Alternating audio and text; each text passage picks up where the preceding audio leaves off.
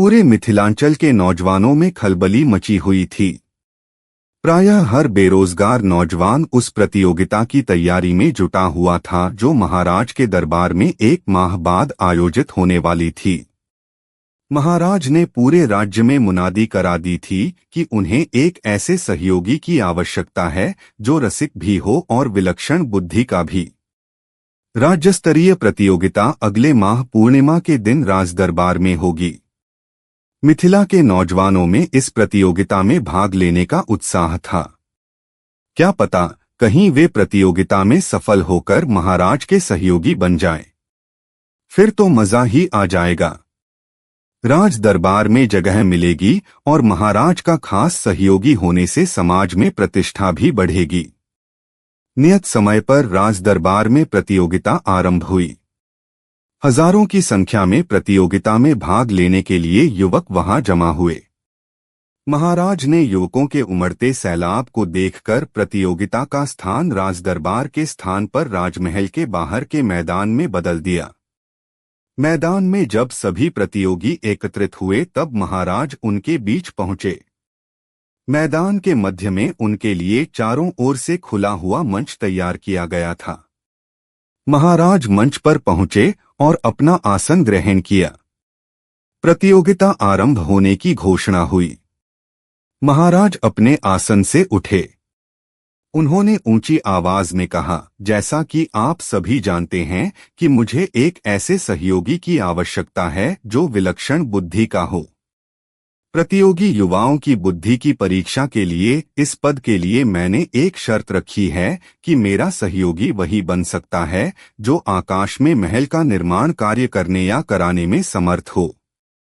इस कार्य के लिए उसे राजकोष से मुहमांगी रकम और इच्छित वस्तुएं उपलब्ध करा दी जाएंगी। मैदान में सन्नाटा सा छा गया। हजारों की संख्या में उपस्थित युवाओं को जैसे काठ मार गया। भला आकाश में भी कोई महल बना सकता है? प्रतियोगी मन ही मन विचार करने लगे, जरूर महाराज का दिमाग खराब हो गया है। यह कोई शर्त हुई? अरे नौकरी देने की मंशा नहीं थी तो मुनादी क्यों कराई? लेकिन कुछ भी बोलने की हिम्मत उनमें नहीं थी। सभी अपने अपने स्थान पर खड़े थे, बगले झांकते हुए। कुछ युवक जो मैदान के किनारे खड़े थे वे वहां से खिसकने लगे। तभी भीड़ से एक युवक रास्ता बनाता हुआ मंच के पास पहुंचा। उस युवक ने कहा, महाराज की जय हो। महाराज, यदि आज्ञा दें तो मैं आकाश महल बनाने का कार्य कर सकता हूं, किंतु इस कार्य का आरंभ कराने में मुझे 4 माह का समय चाहिए। महाराज चौंक पड़े मैदान में खड़े हजारों प्रतियोगी युवक। सभी की आंखें मंच के पास खड़े युवक पर टिकी हुई थीं। और मंच के पास खड़ा वह युवक मुस्कुरा रहा था, आत्मविश्वास से भरा हुआ। महाराज अपने आसन से फिर उठे और मंच के किनारे तक चलकर आए। उन्होंने उस युवक को करीब से देखा। मंच के पास खड़ा युवक उन्हें आत्मविश्वासी लगा। उस युवक की आंखों में एक विशेष किस्म की चमक थी, जिसे देखकर महाराज को लगा कि जरूर यह युवक अन्य प्रतियोगियों से भिन्न है। उन्होंने युवक से पूछा, युवक, क्या तुम विश्वासपूर्वक कह सकते हो कि आकाश में महल बना लोगे? जी हाँ महाराज, युवक ने संक्षिप्त उत्तर दिया। तुम्हारा नाम क्या है युवक? महाराज ने पूछा। गोनू झा, युवक ने फिर संक्षिप्त उत्तर दिया। महाराज उसके साहस से प्रसन्न थे। उन्हें लग रहा था कि उन्हें जैसे सहयोगी की जरूरत है वह मिल गया है। अपने मन में उठते विचारों को नियंत्रित रखते हुए महाराज ने गोनू झा से पूछा, अच्छा गोनू झा, यदि 5वें महीने की पूर्णिमा से तुम्हें आकाश महल के निर्माण की प्रक्रिया प्रारंभ करने के लिए कहा जाए तो क्या तुम यह कार्यारंभ कर सकोगे? अवश्य महाराज, गोनू झा ने उत्तर दिया। महाराज ने कहा, ठीक है। और वे अपने आसन पर बैठ गए। इसके थोड़ी ही देर बाद मंच से घोषणा हुई, 4 माह बाद 5वें महीने की पूर्णिमा के दिन इसी प्रांगण में गोनू झा नामक यह मेधावी प्रतियोगी आकाश महल का निर्माण कार्य प्रारंभ करेगा। इस अवसर पर सभी आमंत्रित हैं। इस घोषणा के बाद सभी प्रतियोगी अपने अपने घरों को लौट गए। राज्य भर में गोनू झा नाम के उस युवक की चर्चा होने लगी। सबको लग रहा था कि यह युवक भी सिरफिरा है। जैसे महाराज ने आकाश महल के निर्माण की शर्त रखकर अपने सनकी होने का परिचय दिया है, वैसे ही गोनू झा नाम के युवक ने इस शर्त को पूरा करने की बात कहकर अपनी जान जोखिम में डाल ली है। निश्चित रूप से वह युवक इस शर्त को पूरा नहीं कर पाएगा और महाराज उसे कठोर दंड देंगे। इसी तरह की चर्चा में 4 माह बीत गए और 5वें माह की पूर्णिमा भी आ गई। राजमहल के सामने के मैदान में हजारों नर नारी उपस्थित हो गए। प्रतियोगिता में भाग लेने आए युवक भी यह देखने के लिए उस मैदान में फिर जुटे कि गोनू झा नाम का वह युवक वहां आता है या नहीं, और यदि वह आता है तो आकाश महल का निर्माण कैसे शुरू कराता है। सबको देखकर आश्चर्य हुआ कि गोनू झा पहले से ही मंच के पास एक आसन पर विराजमान है। महाराज आए। आसन पर बैठने से पहले ही वे मंच के किनारे पहुंचे। उन्हें देखकर गोनू झा अपने आसन से उठे और उनका अभिवादन किया। महाराज ने पूछा, क्यों गोनू झा? आकाश महल के निर्माण की प्रक्रिया प्रारंभ कराने के लिए तैयार हो? जी हाँ महाराज, यदि आप आज्ञा दें। मेरे मजदूर राजमिस्त्री सभी उचित स्थान पर प्रतीक्षा कर रहे हैं। आपकी आज्ञा मिलते ही काम शुरू हो जाएगा। उन्होंने एक लंबी सूची महाराज के सामने प्रस्तुत की और कहा, महाराज, इस सूची में महल निर्माण के लिए आवश्यक सामग्री परिमाण सहित दर्ज है। फिर उन्होंने एक बड़ा सा कागज महाराज के हाथों में सौंपा और कहा, और महाराज, यह प्रस्तावित आकाश महल का नक्शा है। महाराज ने कहा, ठीक है गोनू झा, अब तुम आकाश महल का निर्माण कार्य आरंभ कराओ।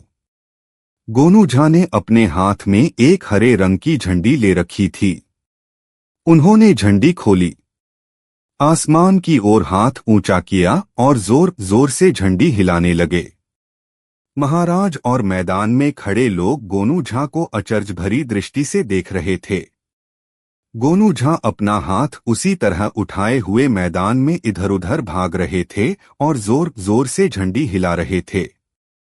उन्हें ऐसा करते देख मैदान में खड़े लोगों की हंसी छूट गई। वे हंसने लगे कि तभी आसमान से आवाजें आने लगीं, अरे तैयार हो जाओ, महल निर्माण का काम शुरू करो। यह आवाज लोगों ने साफ सुनी।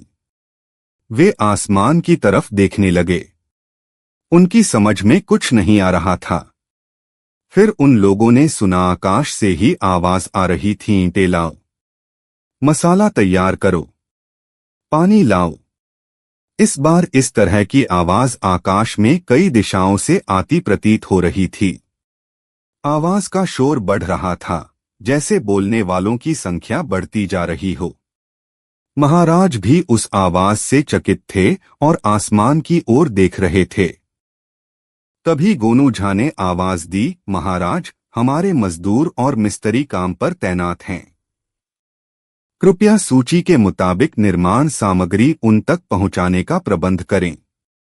महाराज समझ गए कि सचमुच विलक्षण बुद्धि वाले व्यक्ति से उनका पाला पड़ा है। वे बोले, गोनू झा, तुमने शर्त पूरी कर दिखाई है, इसलिए हम तुम्हें अपना विशेष सहयोगी नियुक्त करते हैं। अभी तुम अपने मजदूरों और मिस्त्रियों को वापस ले जाओ। तुम्हारी सूची के मुताबिक सामग्री का प्रबंध होने पर हम आकाश महल का कार्यारंभ कराएंगे। अभी रहने दो। महाराज की बात सुनते ही गोनू झा ने हरी झंडी लपेटकर रख दी और अपने पास से एक दूसरी झंडी निकाली जो लाल रंग की थी। इस झंडी को निकालकर पहले की भांति ही हवा में लहराते हुए गोनू झा दौड़ने लगे। थोड़ी ही देर में आसमान से ईंटें लाओ, मसाला तैयार करो, काम में लगो आदि आवाजें आनी बंद हो गईं।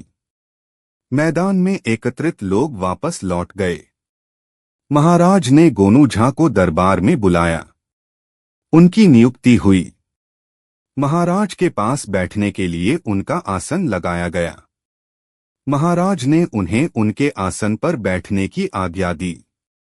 दरबार की कार्यवाही चली, फिर दरबार विसर्जित हुआ। जब गोनू झा उठने लगे तब स्नेहपूर्वक महाराज ने उनका हाथ थामते हुए कहा, जाने से पहले एक बात बताइए गोनू झा की आकाश से जो आवाजें आ रही थीं, वे आवाजें कैसे आ रही थीं?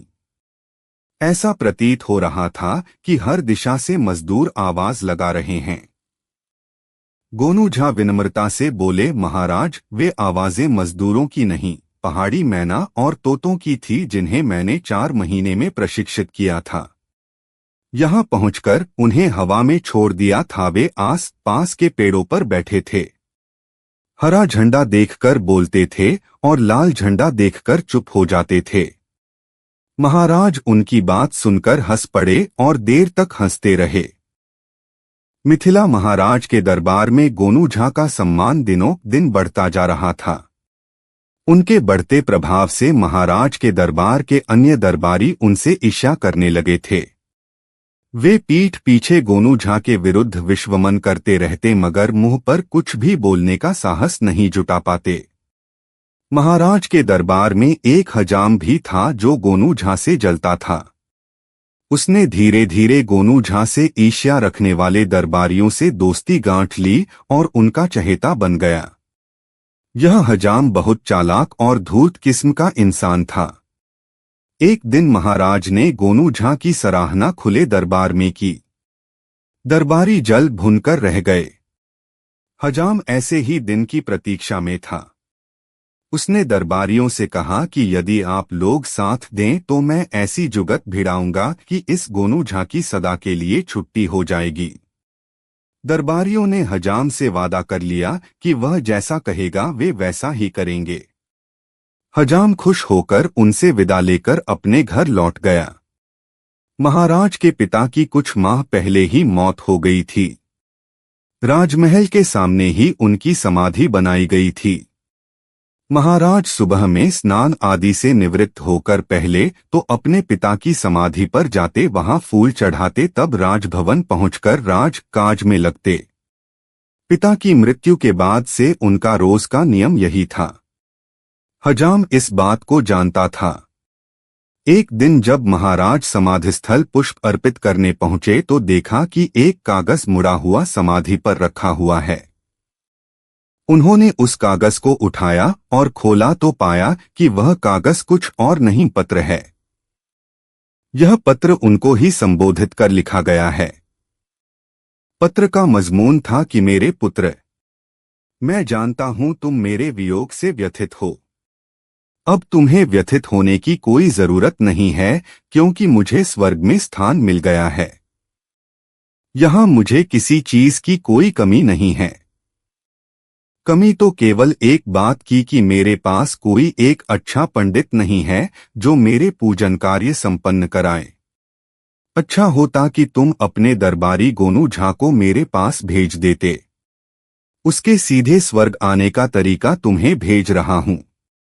अपने राज्य के पूर्वी श्मशान के टीले पर तुम गोनू झा को बैठाकर उस पर 2 खेतों के पुआल डलवाकर आग लगवा दो। पवित्र अग्नि की लौ और धुएं के साथ तत्काल उसकी आत्मा को सीधे स्वर्ग में प्रवेश मिल जाएगा। यह कार्य तुम यथाशीघ्र संपन्न कराओ। तुम्हारा पिता।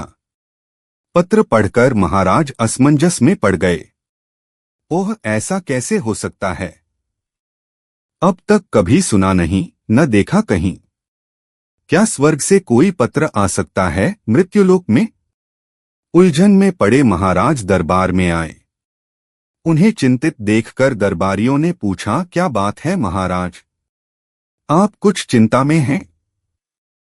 महाराज ने कहा, एक सवाल मेरे मन में उमड़ घुमड़ रहा है कि क्या स्वर्ग से कोई पत्र मृत्युलोक में आ सकता है? दरबारियों में बैठा हजाम बोला, क्यों नहीं महाराज। स्वर्ग लोक में देव योनि है जिसके लिए कुछ भी संभव है। गोनू झा से खार खाए दरबारियों ने हजाम को हर तरह का सहयोग देने का वचन दिया था, इसलिए उन लोगों ने संवेद स्वर में कहा, संभव है, संभव है। तब महाराज ने समाधि पर पत्र मिलने की घटना दरबार में सुनाई और अपने पिता का पत्र भी पढ़कर सुनाया। गोनू झा समझ गए कि वे बुरी तरह फंस गए हैं, इसलिए उन्होंने खुद ही उठकर कहा, महाराज, मैं स्वर्गारोहण के लिए तैयार हूं, मगर मुझे 3 माह का समय चाहिए। महाराज मान गए। 3 माह के बाद गोनू झा पूर्वी श्मशान के टीले पर पहुंचे। उन पर पुआल लादा गया और आग लगा दी गई। आग 3 दिनों तक सुलगती रही। लोगों ने मान लिया कि गोनू झा का स्वर्गारोहण हो गया है। दरबारी खुश थे, किंतु महाराज दुखी। इस घटना के ठीक 3 माह बाद महाराज के दरबार में गोनू झा ने मुस्कुराते हुए प्रवेश किया। सभी आश्चर्यचकित रह गए।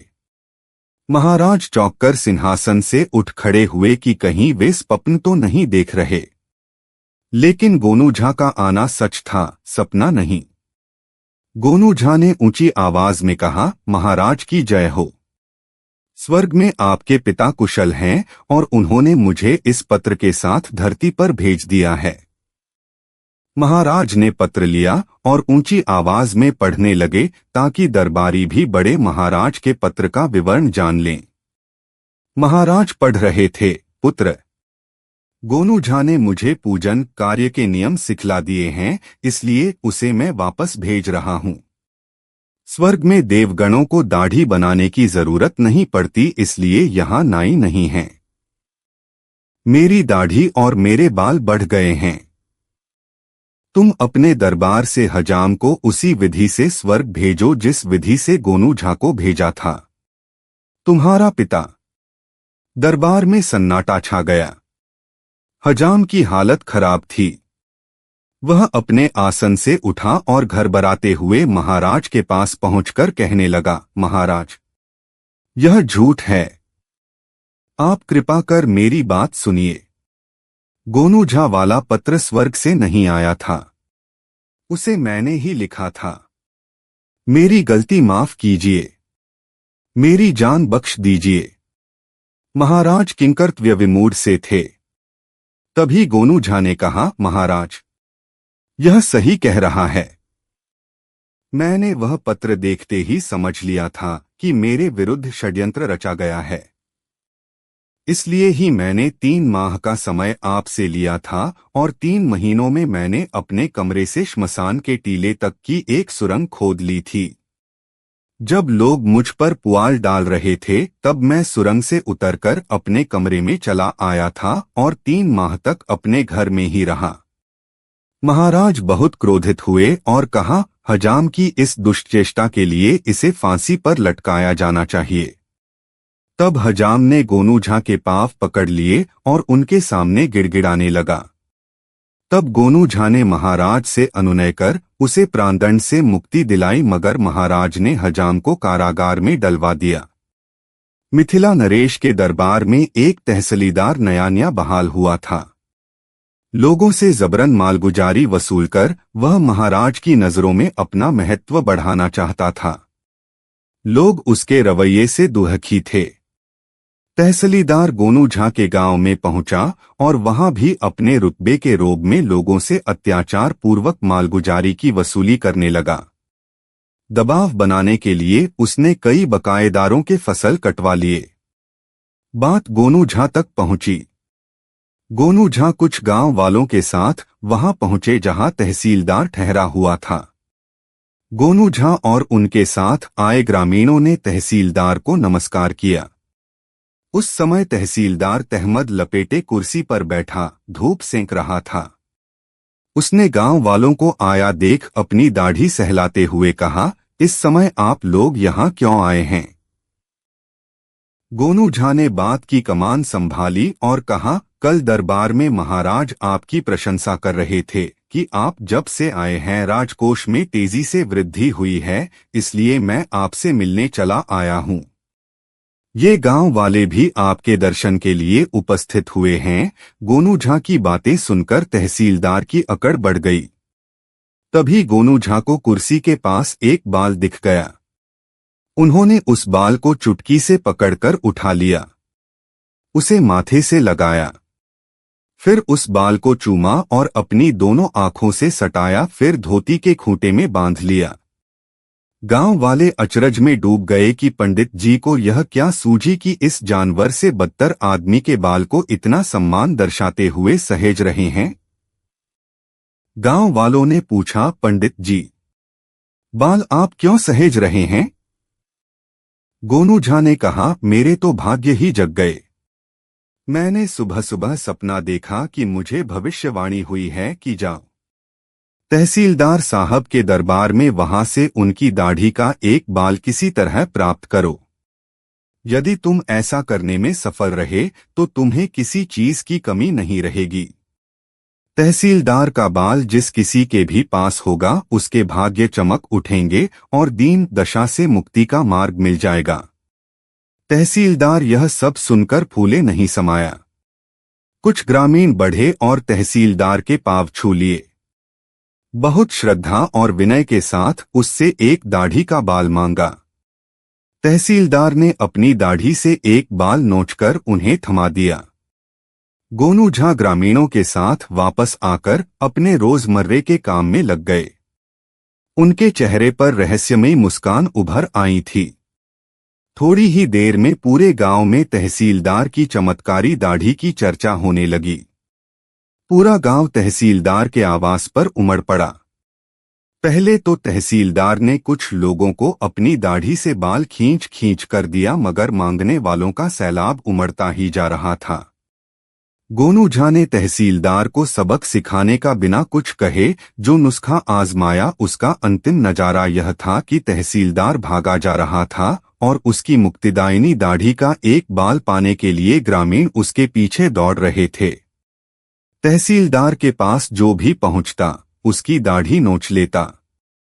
किसी तरह तहसीलदार गांव से बाहर निकल गया। उसने अपने सामान चपरासियों को भेजकर मंगा लिए और फिर कभी गोनू झा के गांव में मालगुजारी वसूल करने जाने की उसे हिम्मत नहीं हुई।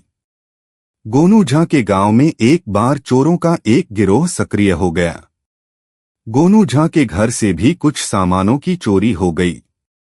गोनू झा ने उस दिन ही संकल्प ले लिया कि जब तक वे चोरों को सबक न सिखा दें तब तक चैन की सांस नहीं लेंगे। माघ का महीना, कड़ाके की ठंड। शाम होते होते गांव में धुंध सा छा जाता और सुबह सूर्योदय के घंटों बाद भी घना कोहरा पूरे गांव पर छाया रहता।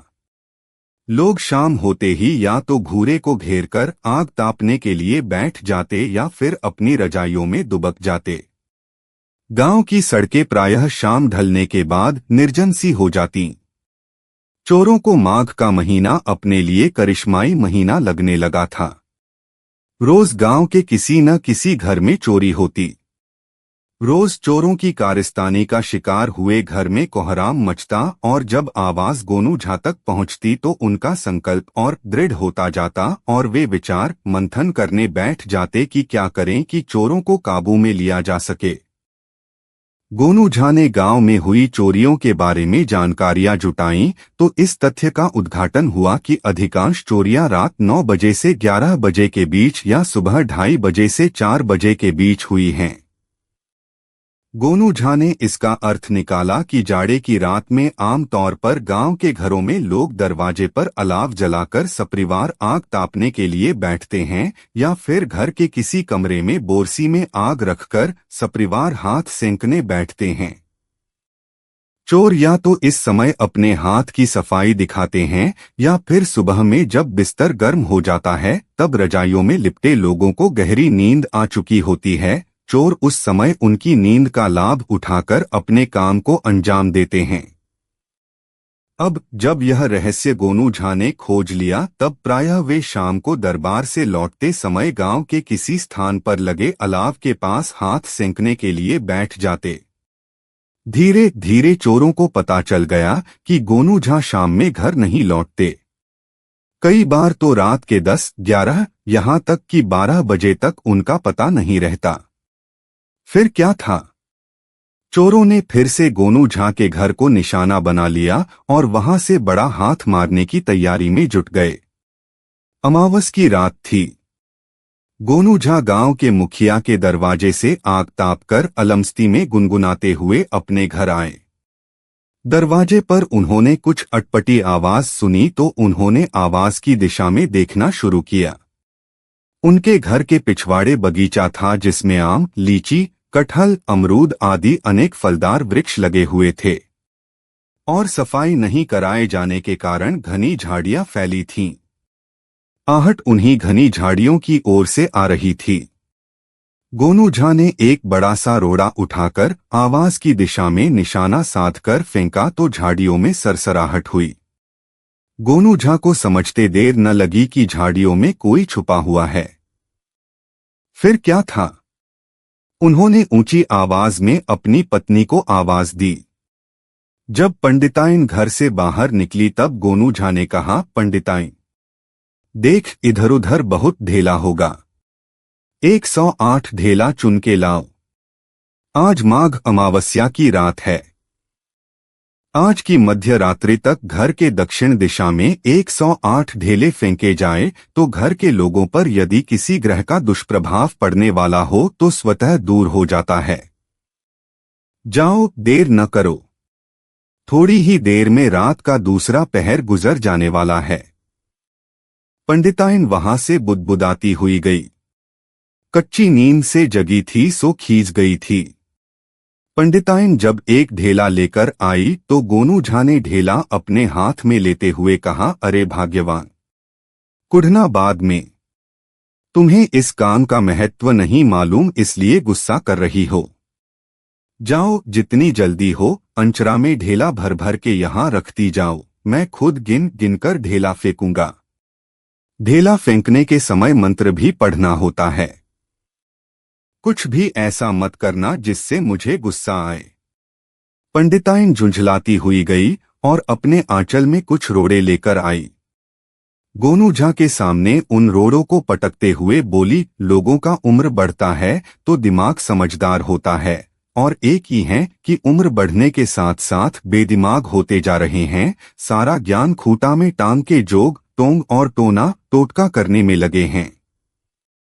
आधी रात होने को आई और ये हैं कि खाना पीना त्याग के ग्रह दशा सुधारने के काम में लगे हुए हैं। गोनू झा ने पत्नी की झुंझलाहट पर ध्यान नहीं दिया और अंधेरे में निशाना साध कर ढेला फेंकते रहे। पत्नी 2-3 चक्कर ढेला ढोने के बाद हांफने लगी और बोली, अब मैं नहीं जाती ढेला चुनने। क्या बेकार के काम में लगे हुए हो? जाओ, हाथ मुंह धो लो और चल के खाना खा लो। भला ढेला फेंकने से कहीं किसी की ग्रहदशा सुधरी है? गोनू झा ने डपटते हुए कहा, शुभ शुभ बोलो भाग्यवान, तुम तो केवल ढेला ढोने में थक रही हो। आखिर मैं जो कर रहा हूं वह पूरे घर की भलाई के लिए ही तो कर रहा हूं। पंडिताइन का गुस्सा 7वें आसमान पर जा पहुंचा। वह लगभग फुकारते हुए बोली, मैं अब ढेला रोड़ा नहीं चुनूंगी। तुम्हें ग्रहदशा सुधारनी है तो खुद जाओ और चुनकर लाओ ढेला रोड़ा और फेंकते रहो रात भर घर के दक्षिण में। गोनू झा भी तेवर में आ गए। एक ढेला हाथ में लेकर निशाना साधते हुए उन्होंने बगीचे में फेंका। ढेला इधर किसी को छप्प से लगा। झाड़ी थोड़ी हिली और शांत हो गई। गोनू झा की आंखें अब तक अंधेरे में देखने की अभ्यस्त हो चुकी थीं और अपने लक्ष्य पर टिकी थीं। दूसरा ढेला हाथ में तोलते हुए उन्होंने कहा, जाओ ढेला लेकर आओ। अब मंत्र सधने लगा है, कोई विघ्न मत डालो। पंडिताइन अड़ी हुई थी कि वह ढेला चुनने के लिए कतई नहीं जाएगी। नौबत यह आई कि गोनू झा निशाना साधकर एक ढेला फेंकते और पत्नी को कोसने लगते। हे भगवान, यह कैसा कलयुग आ गया कि पत्नी अपने पति की बात नहीं मानती। पति तो मिथिलांचल की महिलाओं के लिए परमेश्वर होता था। पंडिताइन गोनू झा के गुस्से से बेपरवाह अड़ी थी कि वह अब ढेला नहीं चुनेगी। गोनू झा के स्यापा से वह और भड़की और मुंह लगा जवाब देने लगी। दोनों का तू मैं धीरे धीरे चीख चिल्लाहट में बदलने लगा। गोनू झा चीख रहे थे, जा। पंडिताइन चीखती, नहीं जाती, नहीं लाती। गोनू झा चीखते, दे। पंडिताइन चीखती, नहीं देती। दोनों की चीख चिल्लाहट से पड़ोसियों की नींद खुली। वे यह देखने के लिए कि गोनू झा और उसकी पत्नी क्यों चीख रहे हैं, हाथ में लाठी और मशाल लिए अपने घरों से निकल आए।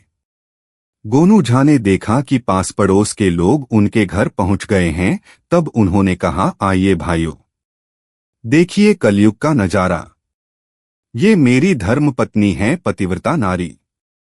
इनको मैंने इधर उधर से 108 ढेला चुनकर लाने को कहा तो 40-50 ढेला लाने के बाद अपना पतिव्रत धर्म त्याग कर पति से मुंह लगाने लगी। और उधर देखिए, उन्होंने बगीचे की ओर इशारा करते हुए कहा, वहां वह भाई साहब हैं जो 40-50 ढेला खाने के बाद भी एक शब्द नहीं बोले।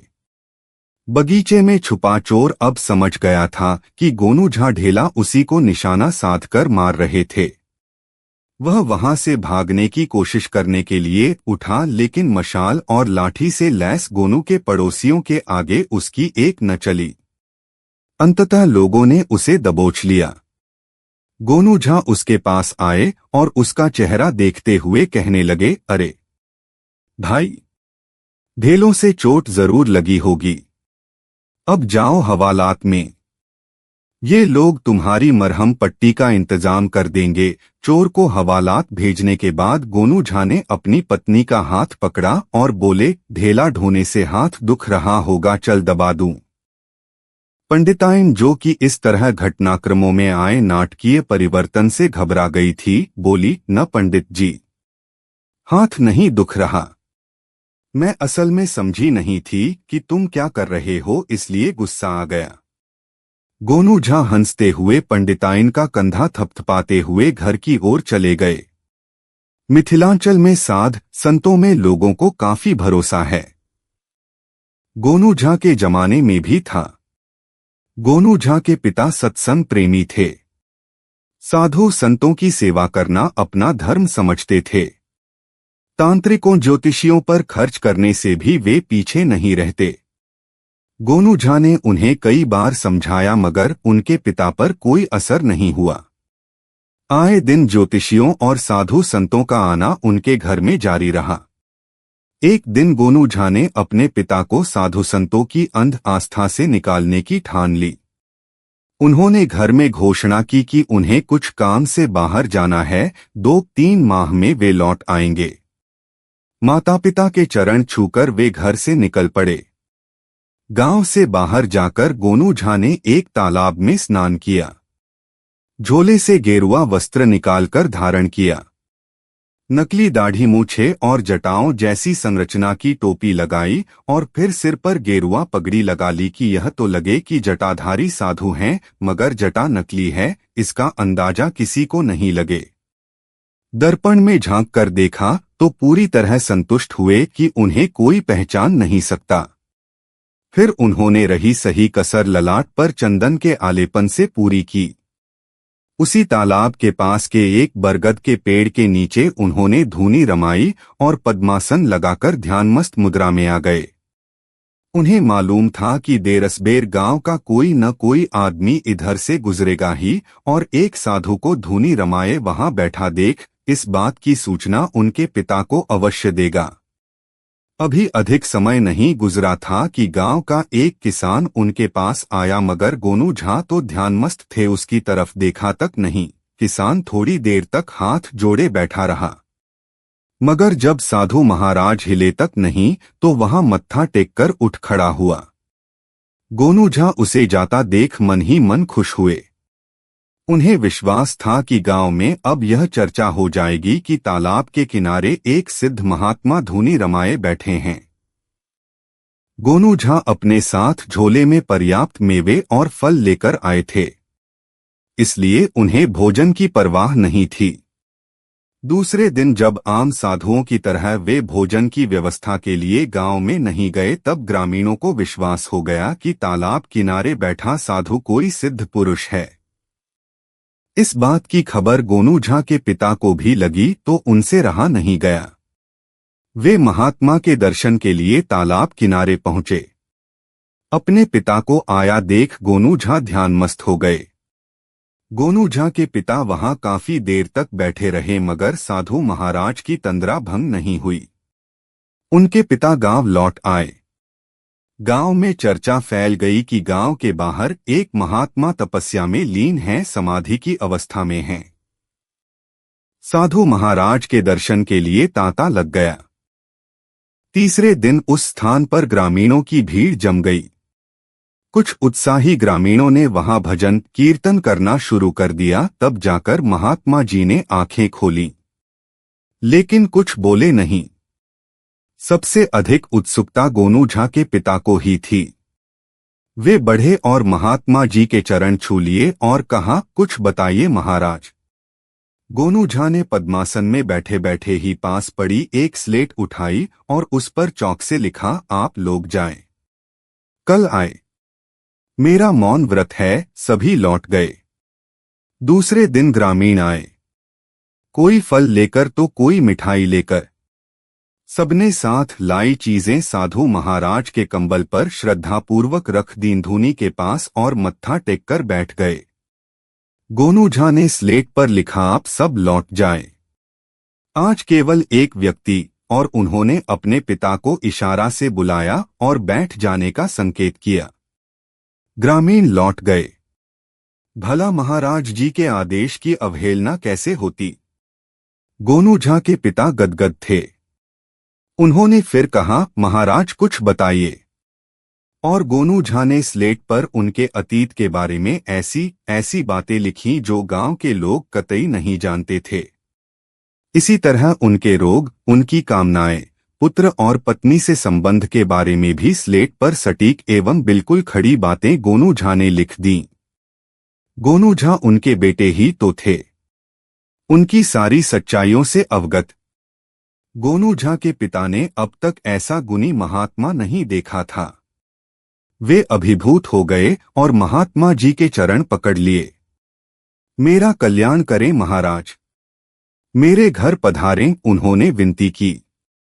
महात्मा बने गोनू झा ने स्लेट पर लिखा, धैर्य धारण करें, अवश्य आऊंगा एक दिन।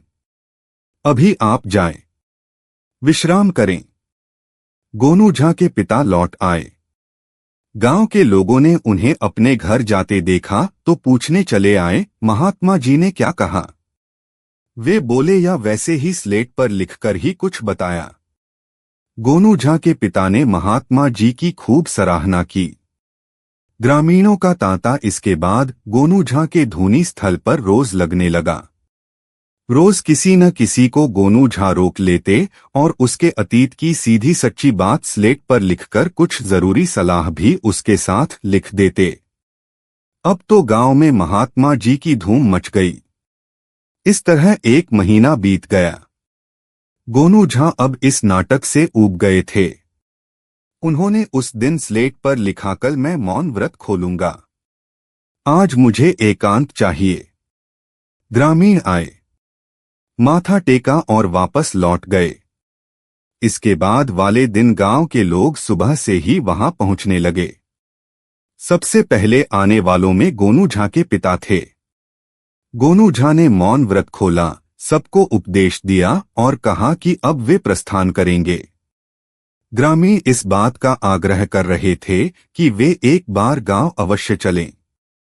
गोनू झा के पिता ने उन्हें याद दिलाया, महात्मा जी, आपने मुझे आश्वस्त किया था कि एक दिन मेरे घर अवश्य आएंगे। गोनू झा ने अपनी विशिष्ट मुद्रा में कहा, अवश्य, मुझे स्मरण है। फिर गोनू झा ग्रामीणों के साथ अपने पिता के दरवाजे पर पहुंचे।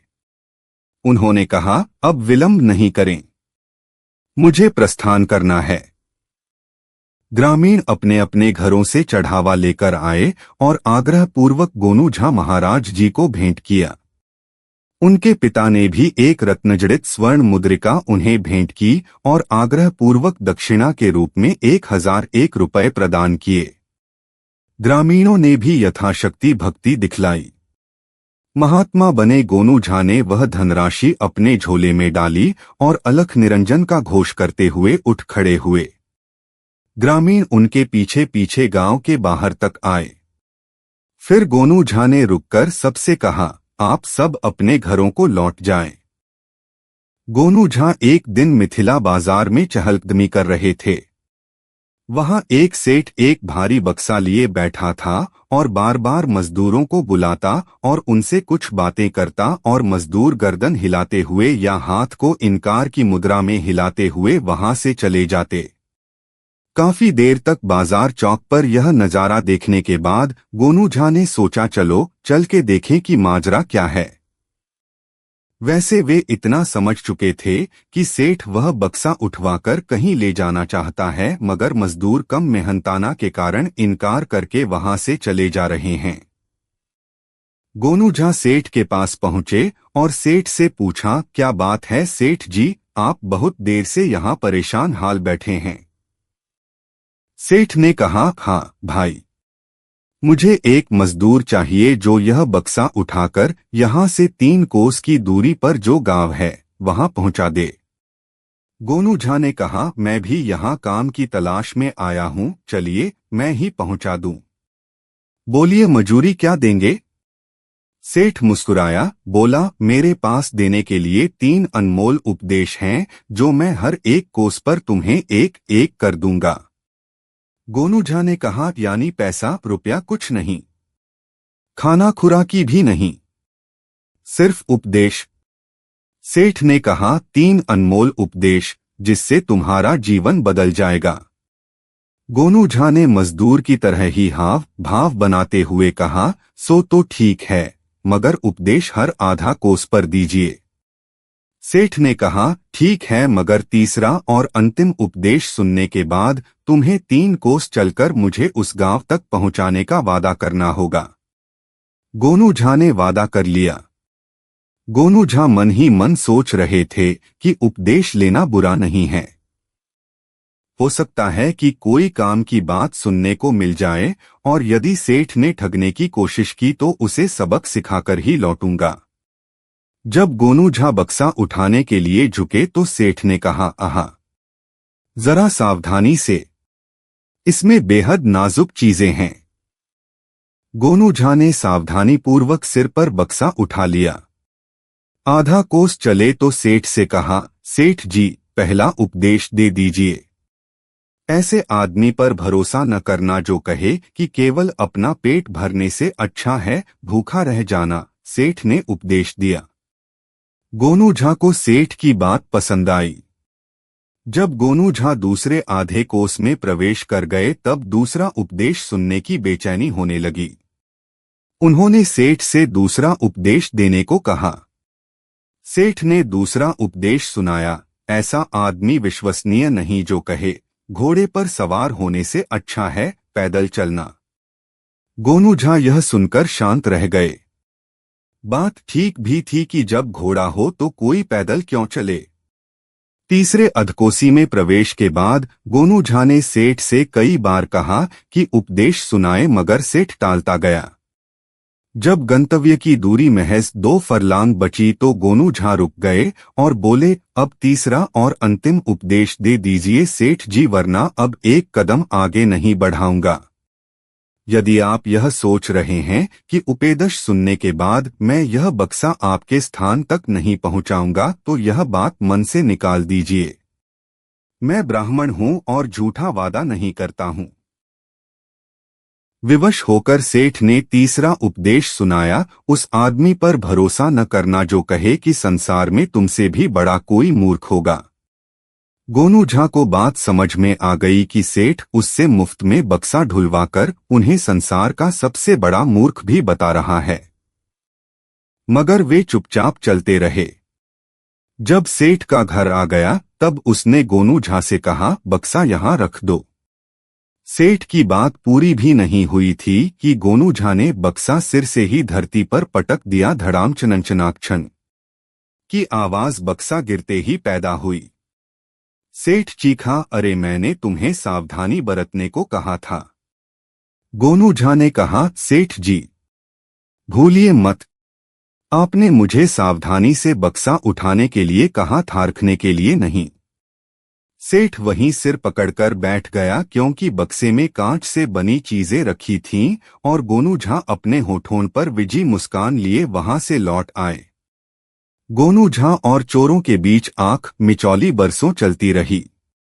गोनू झा महाराज को वचन दे चुके थे कि उनके रहते मिथिला में चोरों का मनोबल बढ़ने नहीं दिया जाएगा।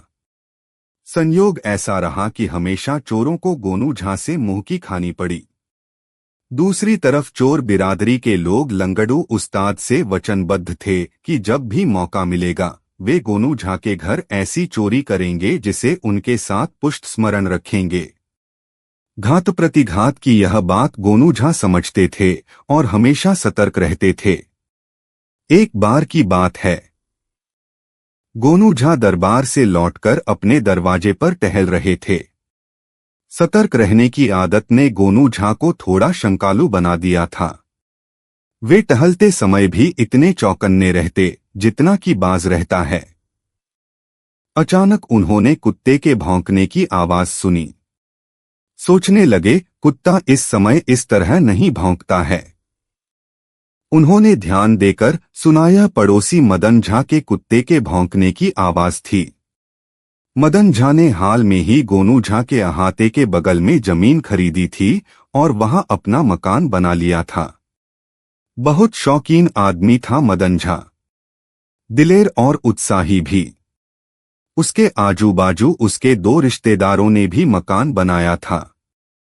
देर रात उनके घरों की महिलाएं एक जगह एकत्रित होकर गीत गाती, सो नाचकवा के गीत। पंडिताइन से भी वे काफी हिल मिल गई थीं। कई बार वे अपने साथ पंडिताइन को भी ले गई थीं गीत गाने। मदन झा के दोनों संबंधी लखन झा और सुमन झा भी मिलनसार थे। गोनू झा का सम्मान करते थे। घर प्रवेश के अवसर पर उन्होंने गोनू झा को विशेष रूप से आमंत्रित किया था। कुत्ते के भौंकने की आवाज कभी धीमी पड़ती और फिर कभी तेज हो जाती।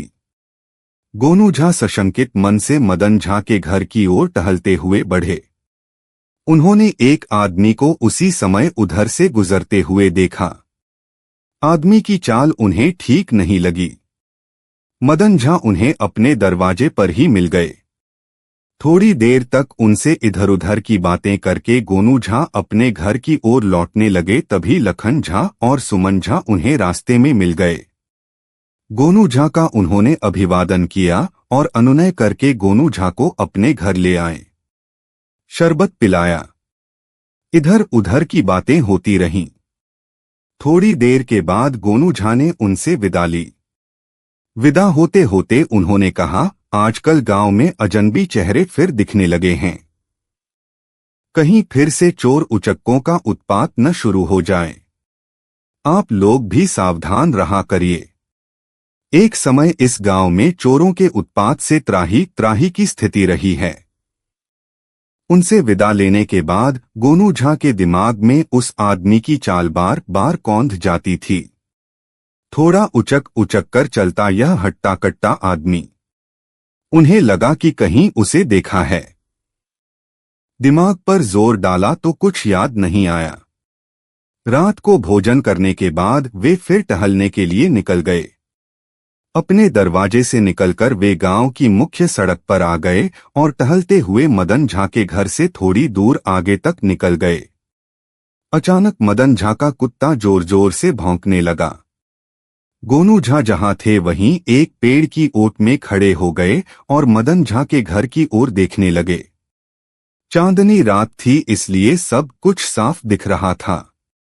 उन्होंने उचकुचक कर चलने वाले आदमी को सड़क से गुजरते देखा। थोड़ी दूर चलकर वह आदमी गोनू झा के बगान की ओर मुड़ गया। गोनू झा घर लौट आए। गोनू झा का ध्यान बाहर था। खट खट की आवाज पिछवाड़े की दीवार से आ रही थी। गोनू झा को समझते देर न लगी कि पीछे की दीवार में संध लगाई जा रही है। गोनू झा से अचानक पंडिताइन ने कहा, अंगना वाला दरवाजा खुला रह गया है, बंद कर आओ। इसी समय एक साया उस दरवाजे से घुटने के बल सरकता हुआ कमरे में आ गया और सरकता हुआ गोनू झा के पलंग के नीचे घुस गया। गोनू झा अपनी पत्नी को बोलने लगे, पंडिताइन, मैं सोच रहा हूं कि जब हमारे बच्चे होंगे।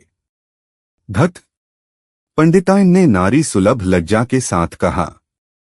धत कहती हो? मैं भविष्य के लिए कल्पनाएं संजो रहा हूं। तुम हो कि धत कह रही हो? गोनू झा ने थोड़ी तेज आवाज में कहा। गोनू झा ने कहना शुरू किया, मैं अपने बेटे का, पहले बेटे का नाम मदन रखूंगा। पहले बेटे का नाम मदन? पंडिताइन ने उनकी बात दोहराई और लजाते हुए बोली, इसका मतलब कि दूसरा बेटा भी होगा? दूसरा क्या, तीसरा भी होगा, गोनू झा बोले। अच्छा ठीक, लेकिन बच्चों की संख्या बढ़ाने से पहले दूसरे और तीसरे बेटे का नाम भी तो बताओ। बताता हूं भाग्यवान। दूसरे बेटे को मैं लखन बुलाऊंगा। और तीसरे को सुमन। अचानक गोनू झा पालथी लगाकर पलंग पर बैठ गए और बोले, पंडिताइन, कल्पना करो कि एक दिन तीनों बच्चे घर से बाहर खेलने चले जाएं और इस बीच ही घर में चोर आ जाए, तब तुम क्या करोगी? पंडिताइन गोनू झा के व्यवहार में आए इस परिवर्तन से खिन्न हो गई। क्षुब्ध होकर बोली, यह क्या बात हुई? ऐसी घड़ी में यह भी कोई कल्पना करने की बात है? गोनू झा बोले, तुम न करो तो न करो, मैं तो करूंगा। उन्होंने आंखें बंद की और पुकारने लगे, लखन, मदन, सुमन, जल्दी आओ हो। लखन, मदन, सुमन दौड़ो, जल्दी आओ, घर में चोर घुसल हो। पंडिताइन उन्हें चुप रहने को बोलती और गोनू झा पंडिताइन को चिढ़ाते हुए चीख पड़ते, दौड़ो भाई, जल्दी आओ। उनकी आवाज सुनकर उनके पड़ोसी मदन झा, सुमन झा और लखन झा हाथों में लाठी लिए दौड़े आए और गोनू झा का दरवाजा ठकठकाने लगे। गोनू झा पलंग से उतरे और दरवाजा खोल दिया। घर में तीनों घुसे और पूछा, कहाँ है चोर? गोनू झा ने पलंग के नीचे इशारा कर दिया। फिर तो चोर को वे लोग पलंग के नीचे ही छांकने लगे और बेदम करके उसे पलंग से बाहर निकाला। चोर हवालात भेजा गया। इसके बाद फिर किसी चोर ने गोनू झा के घर की ओर आने की हिम्मत नहीं की। शातिर चोरों को हवालात की सैर करवाने के कारण गोनू झा पूरे मिथिलांचल के चोरों की आंखों की किरकिरी बन गए। मिथिला में ठग और चोर गोनू झा से बदला लेने की ताक में रहने लगे। ठगों और चोरों की नाक में नकेल डालने के कारण मिथिला नरेश की दृष्टि में गोनू झा का सम्मान और बढ़ गया। लंगड़ू उस्ताद के गिरोह के कुछ लोग कारावास से सजा काटकर बाहर आए। कारावास से छूटने से पहले उन्होंने लंगड़ू उस्ताद के सामने शपथ ली कि जब तक गोनू झा से बदला नहीं ले लेंगे तब तक चैन से नहीं बैठेंगे। गोनू झा इस स्थिति का अनुमान उस दिन ही लगा चुके थे जिस दिन उनके दरवाजे पर लंगड़ू उस्ताद का गिरोह गिरफ्त में आया था, इसलिए उन्होंने कोतवाल को कुछ आवश्यक निर्देश दिए थे। कोतवाल गोनू झा का एहसानमंद था क्योंकि चोर गिरोह की गिरफ्तारी के बाद गोनू झा की अनुशंसा पर महाराज ने उसकी पगार बढ़ा दी थी। एक तरह से पूरी मिथिला से अपराधियों का सफाया हो चुका था, जिसके कारण कोतवाल भी निश्चिंत था। रसिक प्रवृत्ति का कोतवाल मौजमस्ती में डूबा रहने लगा। उन दिनों मिथिला में भांग और ताड़ी का नशा प्रचलन में था, लेकिन रसिक कोतवाल अपने लिए पश्चिम बंगाल से मदिरा मंगाया करता था। उसके कुछ आसामी उसके लिए खास मनोरंजन की व्यवस्था करते थे, जिसमें पीना पिलाना तो होता ही था, रास रंग के भी अवसर थे। मखाना और मछली के व्यापारी कोतवाल को प्रसन्न रखने के लिए वह सब व्यवस्था करते जिसकी ललक एक रसिक व्यक्ति को रहती है। कोतवाल अपने आवास के बाहरी कमरे में बैठा था। उसके हाथ में मदिरा थी। सामने थाल में भूनी हुई मछलियां रखी थीं। एक मांसल शरीर की बाला ठुमका लगाकर कुछ गा रही थी। तभी किसी ने द्वार पर दस्तक दी। कोतवाल ने बुरा सा मुंह बनाया और झल्लाते हुए उठा। उसने नर्तकी को इशारा किया। नर्तकी पर्दे की ओट में चली गई। कोतवाल कक्ष से बाहर आया। द्वार पर उसका मुख्य मुखबिर खड़ा था। उसने कोतवाल को फुसफुसाते हुए कुछ कहा और वहां से वापस चला गया। कोतवाल वापस अपने कमरे में आया। उसने नर्तकी की ओर हसरत भरी निगाहों से देखा। थोड़ी देर तक उस रूपसी को निहारने के बाद कोतवाल ने कहा, मुझे अभी निकलना पड़ेगा प्रिय। अभी और इसी समय। नर्तकी ने आंखों की भंगिमा बदली, मानो पूछ रही हो, ऐसी भी क्या जल्दी है। लेकिन कोतवाल ने सिर पर पगड़ी डाली और नर्तकी को कुछ मुद्राएं थमाते हुए कहा, जल्दी ही मिलेंगे। इस प्यासी शाम की कसम, अभी तुम्हें जाना ही पड़ेगा, कहकर कोतवाल कमरे से बाहर निकल गया। नर्तकी भी मुद्राएं अपने बटुए में डालते हुए ठुमकती हुई कमरे से निकल गई। कोतवाल तेज गति से कहीं जाने लगा। उसकी मुखमुद्रा गंभीर थी। गोनू झा अपने दरवाजे पर टहल रहे थे। शाम ढल चुकी थी, लेकिन हल्का उजाला फैला हुआ था। तभी गोनू झा को घोड़े की टापों की आवाज सुनाई पड़ी। उन्होंने मन ही मन सोचा कि इस समय भड़ौरा जैसे गांव से कौन घुड़सवार गुजर सकता है। उन दिनों जमींदार, राजा, महाराजा या राजदरबार का कोई ऊंचा ओहदेदार ही घोड़े की सवारी करता था। नगर कोतवाल, सेनापति और रंगरूट प्रमुख को राज्य की ओर से घोड़े मिले हुए थे, जिनका उपयोग वे विशेष परिस्थितियों में करते थे। गोनू झा कुछ सोच पाते, तभी दूर से आते घुड़सवार पर उनकी नजर पड़ गई। शाम ढल चुकने के कारण नीम अंधेरे में घुड़सवार की आकृति तो समझ में आ रही थी, किंतु वे उसे पहचान नहीं पा रहे थे। उत्सुकता बनी हुई थी कि घुड़सवार कौन है, इसलिए वे उधर ही देखते रहे।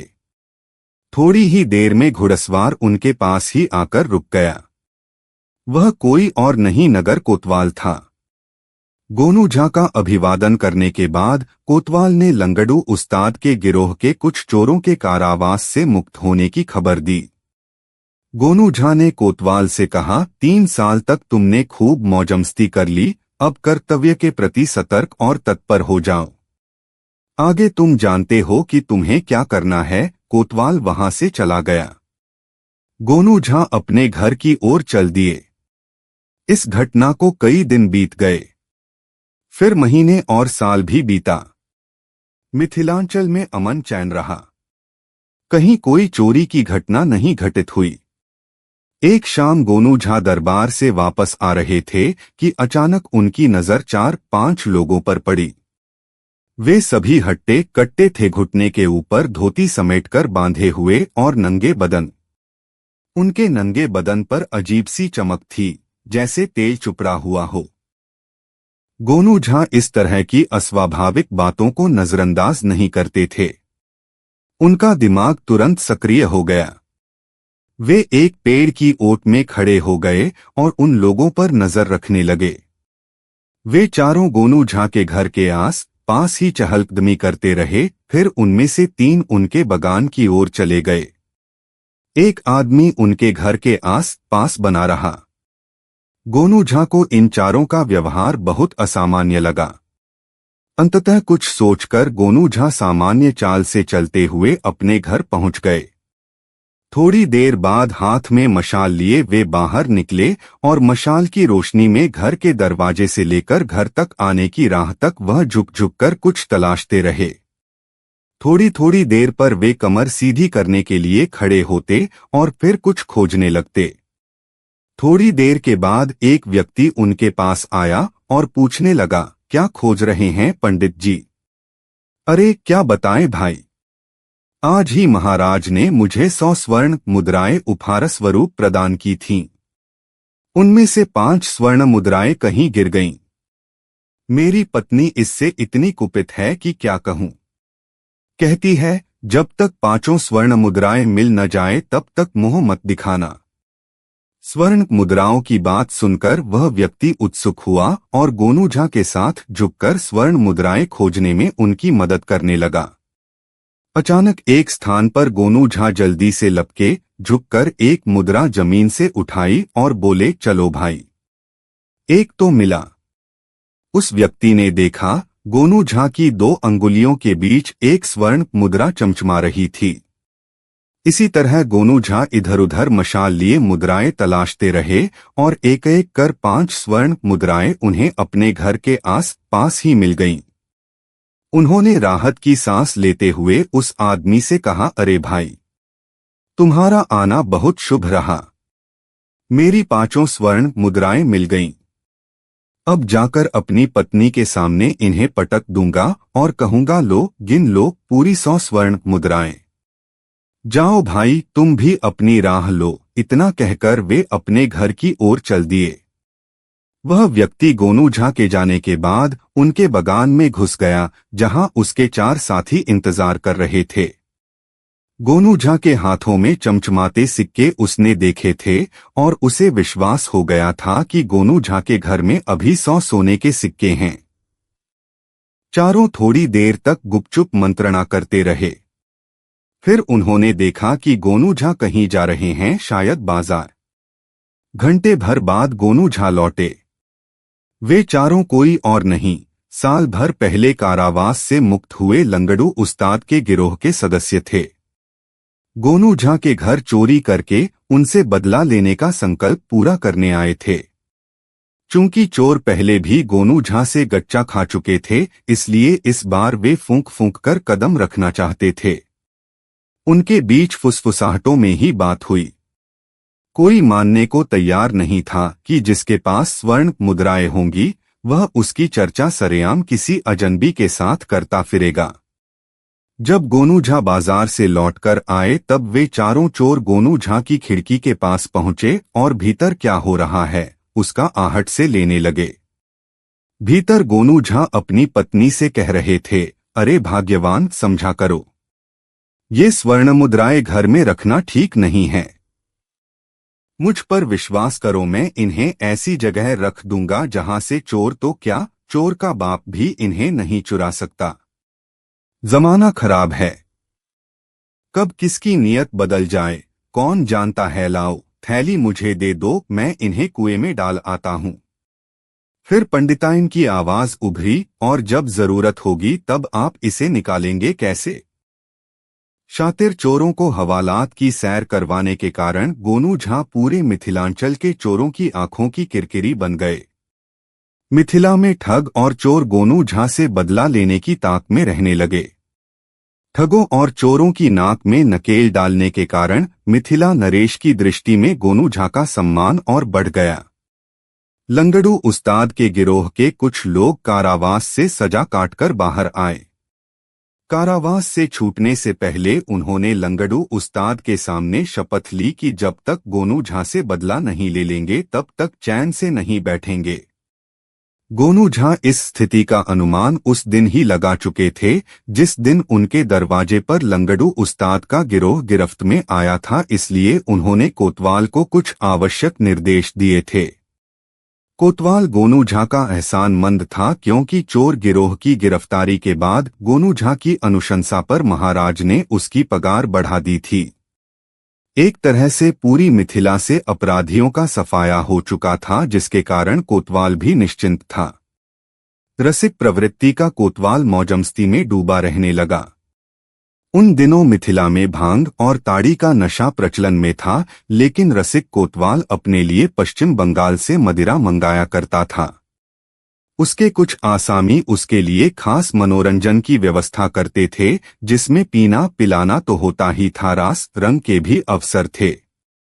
मखाना और मछली के व्यापारी कोतवाल को प्रसन्न रखने के लिए वह सब व्यवस्था करते जिसकी ललक एक रसिक व्यक्ति को रहती है। कोतवाल अपने आवास के बाहरी कमरे में बैठा था। उसके हाथ में मदिरा थी। सामने थाल में भूनी हुई मछलियां रखी थीं। एक मांसल शरीर की बाला ठुमका लगा कर कुछ गा रही थी। तभी किसी ने द्वार पर दस्तक दी। कोतवाल ने बुरा सा मुंह बनाया और झल्लाते हुए उठा।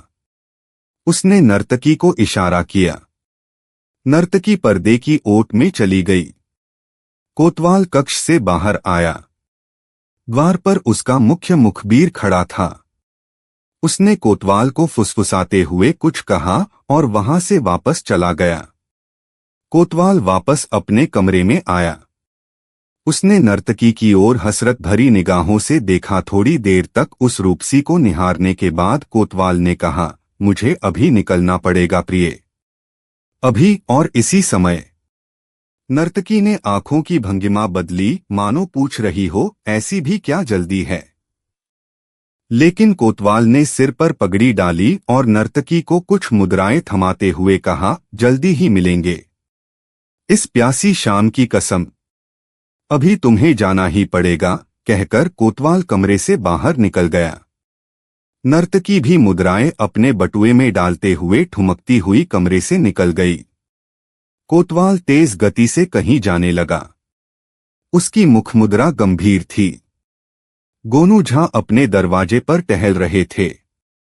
शाम ढल चुकी थी, लेकिन हल्का उजाला फैला हुआ था। तभी गोनू झा को घोड़े की टापों की आवाज सुनाई पड़ी। उन्होंने मन ही मन सोचा कि इस समय भड़ौरा जैसे गांव से कौन घुड़सवार गुजर सकता है। उन दिनों जमींदार, राजा, महाराजा या राजदरबार का कोई ऊंचा ओहदेदार ही घोड़े की सवारी करता था। नगर कोतवाल, सेनापति और रंगरूट प्रमुख को राज्य की ओर से घोड़े मिले हुए थे, जिनका उपयोग वे विशेष परिस्थितियों में करते थे। गोनू झा कुछ सोच पाते, तभी दूर से आते घुड़सवार पर उनकी नजर पड़ गई। शाम ढल चुकने के कारण नीम अंधेरे में घुड़सवार की आकृति तो समझ में आ रही थी, किंतु वे उसे पहचान नहीं पा रहे थे। उत्सुकता बनी हुई थी कि घुड़सवार कौन है, इसलिए वे उधर ही देखते रहे। थोड़ी ही देर में घुड़सवार उनके पास ही आकर रुक गया। वह कोई और नहीं, नगर कोतवाल था। गोनू झा का अभिवादन करने के बाद कोतवाल ने लंगड़ू उस्ताद के गिरोह के कुछ चोरों के कारावास से मुक्त होने की खबर दी। गोनू झा ने कोतवाल से कहा, 3 साल तक तुमने खूब मौजमस्ती कर ली, अब कर्तव्य के प्रति सतर्क और तत्पर हो जाओ। आगे तुम जानते हो कि तुम्हें क्या करना है। कोतवाल वहां से चला गया। गोनू झा अपने घर की ओर चल दिए। इस घटना को कई दिन बीत गए। फिर महीने और साल भी बीता। मिथिलांचल में अमन चैन रहा। कहीं कोई चोरी की घटना नहीं घटित हुई। एक शाम गोनू झा दरबार से वापस आ रहे थे कि अचानक उनकी नजर 4-5 लोगों पर पड़ी। वे सभी हट्टे कट्टे थे, घुटने के ऊपर धोती समेटकर बांधे हुए और नंगे बदन।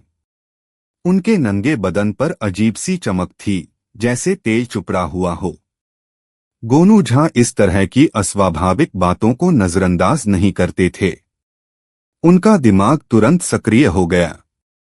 वे एक पेड़ की ओट में खड़े हो गए और उन लोगों पर नजर रखने लगे।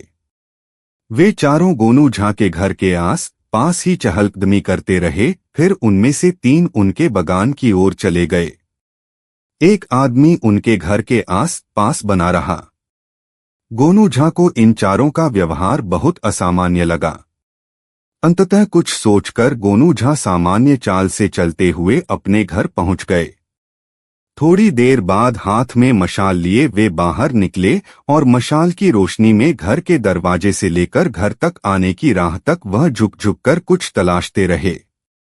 थोड़ी थोड़ी देर पर वे कमर सीधी करने के लिए खड़े होते और फिर कुछ खोजने लगते। थोड़ी देर के बाद एक व्यक्ति उनके पास आया और पूछने लगा, क्या खोज रहे हैं पंडित जी? अरे क्या बताएं भाई, आज ही महाराज ने मुझे 100 स्वर्ण मुद्राएं उपहार स्वरूप प्रदान की थीं। उनमें से 5 स्वर्ण मुद्राएं कहीं गिर गईं। मेरी पत्नी इससे इतनी कुपित है कि क्या कहूं। कहती है, जब तक 5 स्वर्ण मुद्राएं मिल न जाए तब तक मुंह मत दिखाना। स्वर्ण मुद्राओं की बात सुनकर वह व्यक्ति उत्सुक हुआ और गोनू झा के साथ झुककर स्वर्ण मुद्राएं खोजने में उनकी मदद करने लगा। अचानक एक स्थान पर गोनू झा जल्दी से लपके झुककर एक मुद्रा जमीन से उठाई और बोले, चलो भाई, एक तो मिला। उस व्यक्ति ने देखा, गोनू झा की 2 अंगुलियों के बीच एक स्वर्ण मुद्रा चमचमा रही थी। इसी तरह गोनू झा इधर उधर मशाल लिए मुद्राएं तलाशते रहे और एक एक कर 5 स्वर्ण मुद्राएं उन्हें अपने घर के आस पास ही मिल गईं। उन्होंने राहत की सांस लेते हुए उस आदमी से कहा, अरे भाई, तुम्हारा आना बहुत शुभ रहा। मेरी 5 स्वर्ण मुद्राएं मिल गईं। अब जाकर अपनी पत्नी के सामने इन्हें पटक दूंगा और कहूंगा, लो गिन लो पूरी 100 स्वर्ण मुद्राएं। जाओ भाई, तुम भी अपनी राह लो। इतना कहकर वे अपने घर की ओर चल दिए। वह व्यक्ति गोनू झा के जाने के बाद उनके बगान में घुस गया, जहां उसके 4 साथी इंतजार कर रहे थे। गोनू झा के हाथों में चमचमाते सिक्के उसने देखे थे और उसे विश्वास हो गया था कि गोनू झा के घर में अभी 100 सोने के सिक्के हैं। चारों थोड़ी देर तक गुपचुप मंत्रणा करते रहे। फिर उन्होंने देखा कि गोनू झा कहीं जा रहे हैं, शायद बाजार। घंटे भर बाद गोनू, वे चारों कोई और नहीं, साल भर पहले कारावास से मुक्त हुए लंगड़ू उस्ताद के गिरोह के सदस्य थे। गोनू झा के घर चोरी करके उनसे बदला लेने का संकल्प पूरा करने आए थे। चूंकि चोर पहले भी गोनू झा से गच्चा खा चुके थे, इसलिए इस बार वे फूंक फूंक कर कदम रखना चाहते थे। उनके बीच फुसफुसाहटों में ही बात हुई। कोई मानने को तैयार नहीं था कि जिसके पास स्वर्ण मुद्राएं होंगी, वह उसकी चर्चा सरेआम किसी अजनबी के साथ करता फिरेगा। जब गोनू झा बाजार से लौटकर आए, तब वे चारों चोर गोनू झा की खिड़की के पास पहुंचे और भीतर क्या हो रहा है उसका आहट से लेने लगे। भीतर गोनू झा अपनी पत्नी से कह रहे थे, अरे भाग्यवान, समझा करो, ये स्वर्ण मुद्राएं घर में रखना ठीक नहीं है। मुझ पर विश्वास करो, मैं इन्हें ऐसी जगह रख दूंगा जहां से चोर तो क्या, चोर का बाप भी इन्हें नहीं चुरा सकता। जमाना खराब है, कब किसकी नियत बदल जाए कौन जानता है। लाओ थैली मुझे दे दो, मैं इन्हें कुएं में डाल आता हूं। फिर पंडिताइन की आवाज उभरी, और जब जरूरत होगी तब आप इसे निकालेंगे कैसे? तुम भी बच्चों जैसी बातें कर रही हो। कुआं अपने दरवाजे पर है, कोई बाहर का आदमी इससे पानी लेने आता नहीं है। जब जरूरत होगी तो कुएं का पानी बाहर निकाल लेंगे। कितना समय लगेगा?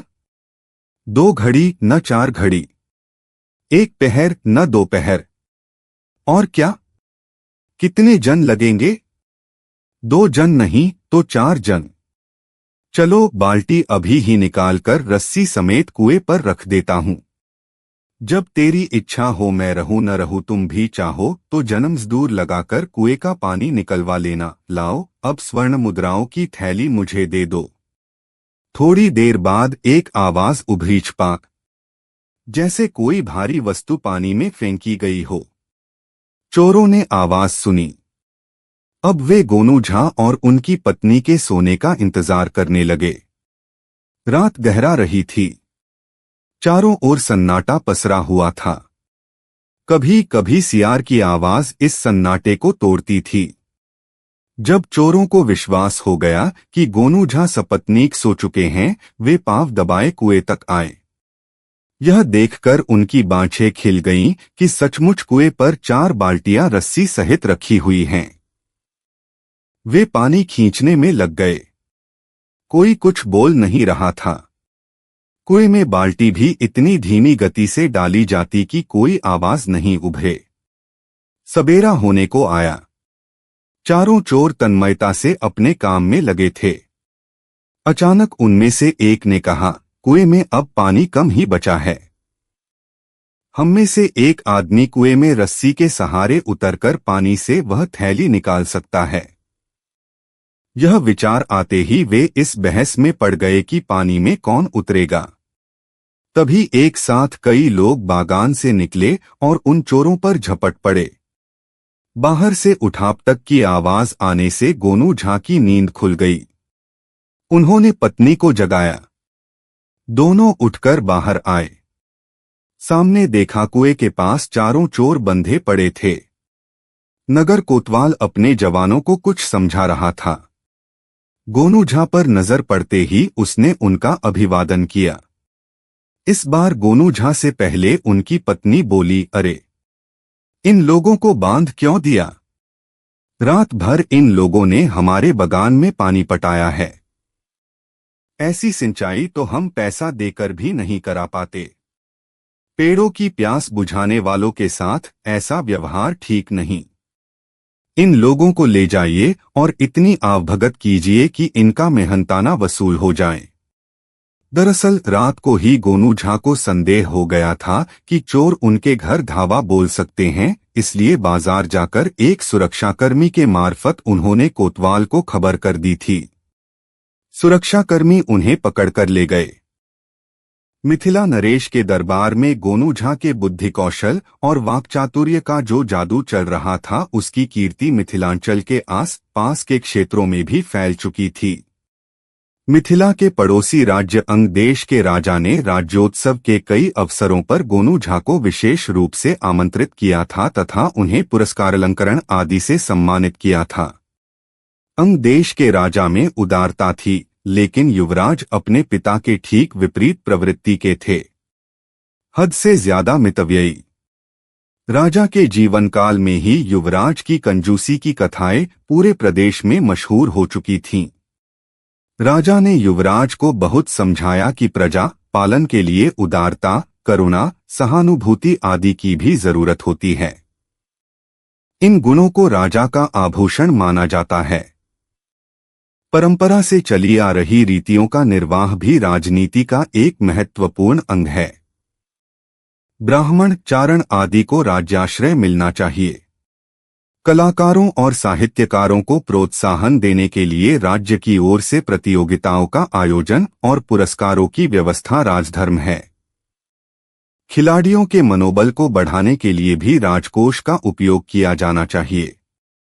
जैसे सैनिकों को तरोताजा बनाए रखने के लिए प्रतिदिन उसकी कवायद पर राजकोष से व्यय किया जाता है, वैसे ही खिलाड़ियों और कलाकारों के लिए रंगशालाओं के निर्माण और उनके रख रखाव की व्यवस्था करना राजधर्म है। मगर युवराज को अपने पिता की ये बातें प्रभावित नहीं करती। उसे लगता कि इस तरह के आयोजनों से धन और समय दोनों का अपव्यय होता है। चारण और ब्राह्मण तो युवराज को मिथ्याभाषी और लोलुप लगते थे। यदि राजा का भय नहीं होता तो वह अपने महल में चारण और ब्राह्मणों के प्रवेश पर भी प्रतिबंध लगा देता। एक बार अंग देश के राजा बीमार पड़े। राजवैद्य ने अपने अनुभव से समझ लिया कि राजा अब बचने वाले नहीं हैं। उचित औषधि राजा को देकर उसने महामंत्री को परामर्श दिया कि युवराज के राज्याभिषेक की व्यवस्था कराएं। महामंत्री समझ गए कि राजा अब स्वस्थ नहीं हो सकेंगे।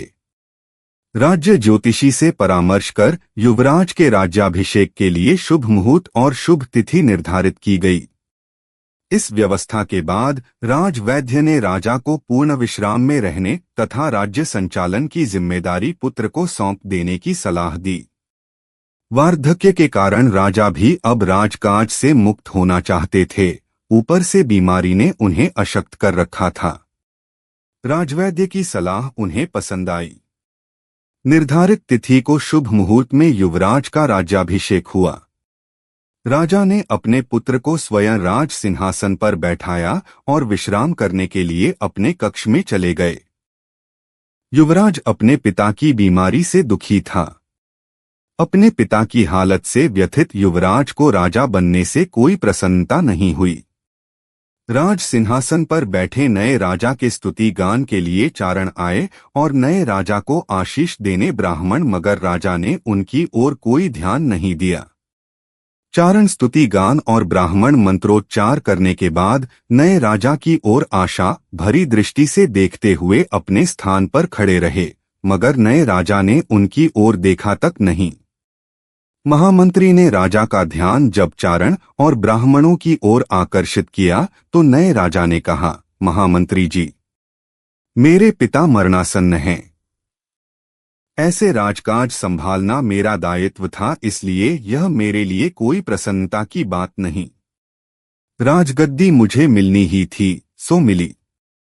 नया क्या हुआ? अब से मेरे दरबार में इस तरह के याचकों का प्रवेश वर्जित है।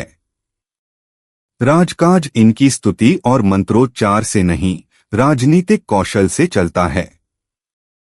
मुझमें मेरे पिता वाली उदारता नहीं है कि इन निकटू चापलूसों पर धन जाया करूं। इन्हें अभी इसी क्षण दरबार से निकल जाने को कहें।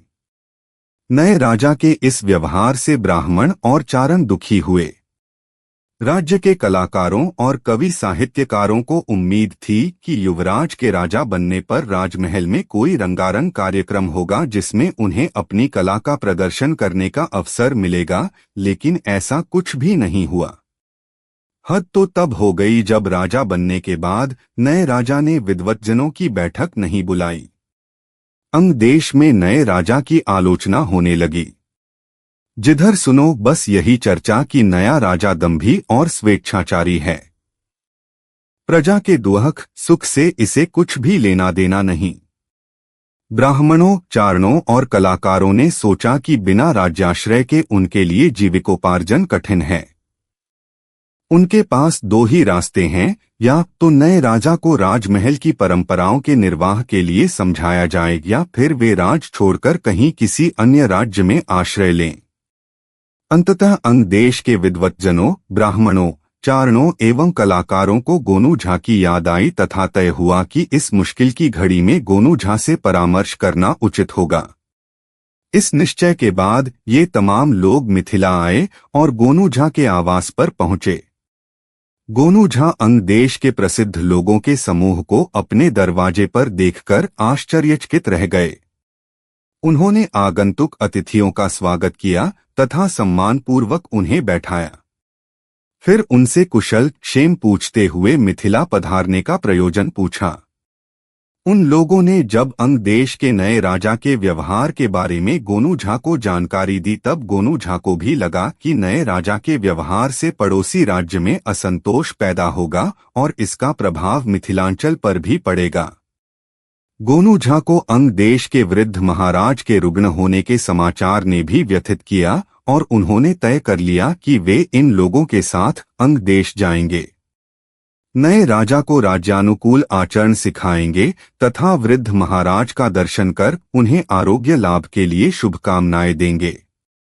गोनू झा ने यह निर्णय इसलिए लिया कि अंग देश के विद्वज्जनों ने उनके पास आकर उनके प्रति आस्था जताई थी तथा मिथिलांचल की परंपरा रही है कि दरवाजे पर आए अतिथियों की क्षमता भर इच्छापूर्ति का उपाय किया जाना चाहिए। गोनू झा के प्रति अंग देश के वृद्ध महाराज का स्नेह भाव प्रारंभ से ही बना हुआ था। प्रायः प्रत्येक राज्योत्सव में उन्होंने गोनू झा को अवश्य बुलाया था और उचित सम्मान व उपहार देकर उन्हें विदा किया था। वृद्ध महाराज के रुग्ण होने की सूचना पर गोनू झा ने यह निर्णय इसलिए लिया कि अंग देश के विद्वज्जनों ने उनके पास आकर उनके प्रति आस्था जताई थी तथा मिथिलांचल की परंपरा रही है कि दरवाजे पर आए अतिथियों की क्षमता भर इच्छापूर्ति का उपाय किया जाना चाहिए।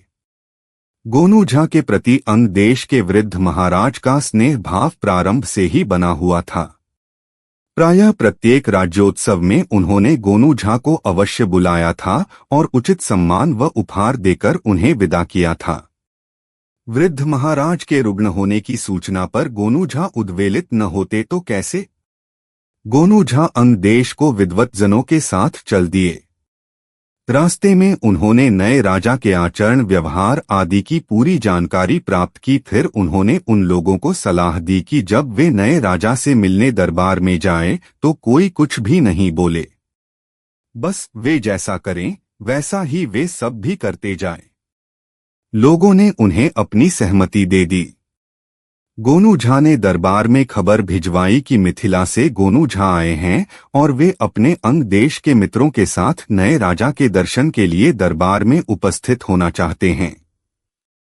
नए राजा को जब सूचना मिली कि गोनू झा आए हैं तो उसने ससम्मान दरबार में बुलाने का निर्देश दिया। नए राजा को गोनू झा के बारे में इतना तो पता ही था कि उसके पिता गोनू झा को प्रायः बुलाया करते थे। गोनू झा की विद्वता और विनोदप्रियता की चर्चा भी उसने सुन रखी थी, लेकिन उनके साथ अंग देश के विद्वज्जनों को आते देख उसकी पेशानियों पर बल पड़ गए, मगर उसने कुछ कहा नहीं। गोनू झा के अभिवादन के लिए नया राजा सिंहासन से उतरकर खड़ा हो गया। गोनू झा ने उसे नमस्कार करने के लिए अपने हाथ जोड़े, तब उनके साथ आए अंग देश के विद्वज्जनों ने भी अपने हाथ जोड़े और फिर गोनू झा ने अपने हाथ फैलाकर मुंह खोल लिया और उसी मुद्रा में मूर्तिवत खड़े हो गए। उनके साथ दरबार में उपस्थित विद्वज्जनों ने भी ऐसा ही किया। गोनू झा सहित इतने सारे लोगों को हाथ फैलाए और मुंह बाए खड़े देखकर नया राजा कुछ समझ नहीं पाया। दरबारी भी इस कौतुक को विस्मय से देख रहे थे। काफी देर तक नया राजा उन्हें चकित सा देखता रहा, फिर उसके सब्र का बांध टूट गया। उसने विस्मित भाव से पूछा, क्या आप लोग मेरे राज्याभिषेक पर प्रसन्नता व्यक्त कर रहे हैं? गोनू झा ने केवल एक हाथ की अंगुलियों को एक बार नचाया, फिर पूर्व की भांति ही मूर्तिवत हो गए। उनके साथ आए लोगों ने भी वैसा ही किया। दरबारी चकित थे और नया राजा कुछ भी समझ नहीं पा रहा था। उसने फिर गोनू झा से पूछा, क्या आप लोग वृद्ध महाराज के आरोग्य लाभ की कामना प्रकट कर रहे हैं? गोनू झा ने पूर्व की भांति ही एक हाथ की अंगुलियों को नचाया और मुंह बाएं अपनी पूर्व की मुद्रा में आ गए। इस तरह की विचित्र स्थिति की कल्पना न नए राजा ने कभी की थी और न उसके दरबारियों ने। अंततः नए राजा ने महामंत्री से धीरे से पूछा कि वह क्या करे। महामंत्री भी उलझन में थे कि पता नहीं गोनू झा क्या कहना चाह रहे हैं।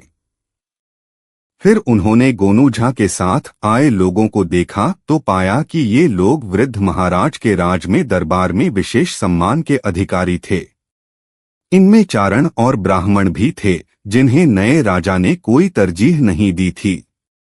महामंत्री ने नए राजा से अपने अनुमान के आधार पर कहा, राजन, संभवतः ये लोग आपसे कुछ दान दक्षिणा की प्रत्याशा रखते प्रतीत होते हैं। इन्हें कुछ उपहार प्रदान करें और यथायोग्य आसन प्रदान करें तो संभवतः गोनू झा के यहाँ पधारने का प्रयोजन स्पष्ट हो पाए। नए राजा ने ऐसा ही किया। मिथिला से आए गोनू झा जैसे विद्वान ब्राह्मण का आदर करना नए राजा ने राजनीतिक आवश्यकता के रूप में लिया तथा उनके साथ आए लोगों को भी उसने इसी दृष्टि से सम्मानित किया। उचित आसन एवं उपहार मिलने के बाद गोनू झा ने सहज मुद्रा अपना ली। उनके साथ आए लोगों ने भी ऐसा ही किया। फिर गोनू झा ने नए राजा से कहा, राजन, मैं यहाँ आपके पिता के दर्शन के लिए उपस्थित हुआ हूँ। मेरे साथ जो लोग हैं वे आपके राज्य की विभूतियां हैं। इनके मुंह से अमृत वचन निकला करते थे। उस सिंहासन पर जहां आज आप विराजमान हैं, वहां वृद्ध महाराज विराजमान हुआ करते थे। राजन, जब विद्वानों, ब्राह्मणों, चारणों और कलाकारों की जिह्वा से शब्द प्रकट नहीं हो तो भरे दरबार में किस तरह की किंकर्तव्य विमूर्ता की स्थिति उपस्थित हो जाती है, यह आपने कुछ ही पल पहले देखा और अनुभव किया।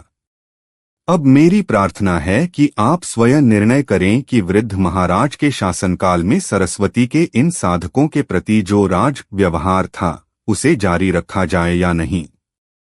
राजन, जब विद्वान चुप हो जाएगा, कलाकार मौन हो जाएगा, तब राज्य में निष्ठा की कमी आएगी और लोग शुष्क वृत्ति की ओर प्रवृत्त होंगे। राजधर्म है कि जनजीवन में सरसता बनी रहे। इसके लिए ही वृद्ध महाराज इन लोगों को महत्व दिया करते थे। नए राजा को गोनू झा की बातें समझ में आईं और उसने विनम्रतापूर्वक अंग देश के विद्वज्जनों से अपने व्यवहार के प्रति क्षमा मांगी तथा बताया कि अपने वृद्ध पिता के आरोग्य के लिए चिंतित रहने के कारण उसने उनके साथ शुष्क व्यवहार किया था, जो किसी भी राजा के लिए शोभनीय नहीं था। गोनू झा नए राजा की इस आत्मस्वीकृति से प्रसन्न हुए और कहा, राजन, हम सभी वृद्ध महाराज से मिलकर उनके आरोग्य लाभ की कामना करने के इच्छुक हैं। यदि आप इसकी आज्ञा दें तो हम कृतार्थ होंगे। गोनू झा ने जानबूझकर बहुत औपचारिक भाषा का प्रयोग किया था क्योंकि वे नए राजा को संदेश देना चाहते थे कि राज्य संचालन के लिए केवल अपने संवेगों, संवेदनाओं और भावनाओं का ही नहीं बल्कि परंपरा से चली आ रही औपचारिकताओं का भी निर्वाह किया जाना चाहिए। नए राजा ने गोनू झा की विनम्रता की मन ही मन सराहना की और उन्हें लेकर अपने पिता के कक्ष में पहुंचे। उनके साथ अंग देश के विद्वत्जनों का जत्था भी था। गोनू झा और अपने राज्य के विभूतियों को अपने कक्ष में आया देख वृद्ध महाराज बहुत प्रसन्न हुए। उन्होंने गोनू झा से कुछ दिनों तक राजातिथि के रूप में अंग देश में रहने का आग्रह किया, जिसे गोनू झा ने मान लिया। गोनू झा ने वृद्ध महाराज से मिलकर यह महसूस किया कि महाराज का एकाकीपन भी उनके आरोग्य लाभ में बाधक है। उन्होंने राज वैद्य से इस संबंध में परामर्श किया और उनकी अनुमति से वृद्ध महाराज के कक्ष में प्रतिदिन किसी न किसी कलाकार को बुलाकर उसका गायन, वादन आदि का आयोजन कराते रहे। चारण तो वे खुद थे। वे इस बात का ध्यान रखते थे कि महाराज उदास और एकाकी न हो। वृद्ध महाराज का कक्ष कलाकारों के आने जाने से जीवंत हो उठा और देखते ही देखते वृद्ध महाराज के स्वास्थ्य में सुधार होने लगा। राजवैद्य ने भी वृद्ध महाराज के स्वास्थ्य में तेजी से हो रहे सुधार को स्वीकार किया तथा घोषणा की कि वृद्ध महाराज अब खतरे से बाहर हैं। नए राजा ने जब अपने पिता के स्वास्थ्य में आए इस परिवर्तन को देखा तब वे गोनू झा के प्रति आभार बोध से भर गया। मगर गोनू झा ने नए राजा को समझाया कि कलाकारों की संगति से महाराज के स्वास्थ्य में यह सुधार हुआ है। वृद्ध महाराज का एकाकी जीवन उनके स्वास्थ्य की राह में अड़चन था। उनके साथ राजवैद्य से लेकर सेवक तक ऐसा व्यवहार कर रहा था कि वे बहुत बीमार हैं तथा उनका बचना मुश्किल है। दरअसल ऐसा व्यवहार तो किसी स्वस्थ व्यक्ति को भी रोगी बना देगा। कलाकार संवेदनशील होते हैं। वे महाराज के मनोभावों को समझते हुए उनके साथ वैसा ही व्यवहार कर रहे थे जिसकी आवश्यकता महाराज को थी। इस कारण वृद्ध महाराज के स्वास्थ्य में तीव्रता के साथ सुधार हुआ। नए राजा को अब समझ में आया कि जिन्हें वे निकटू और याचक की संज्ञा दे रहे थे, उनकी उपयोगिता राज्य के लिए कितनी अहम है।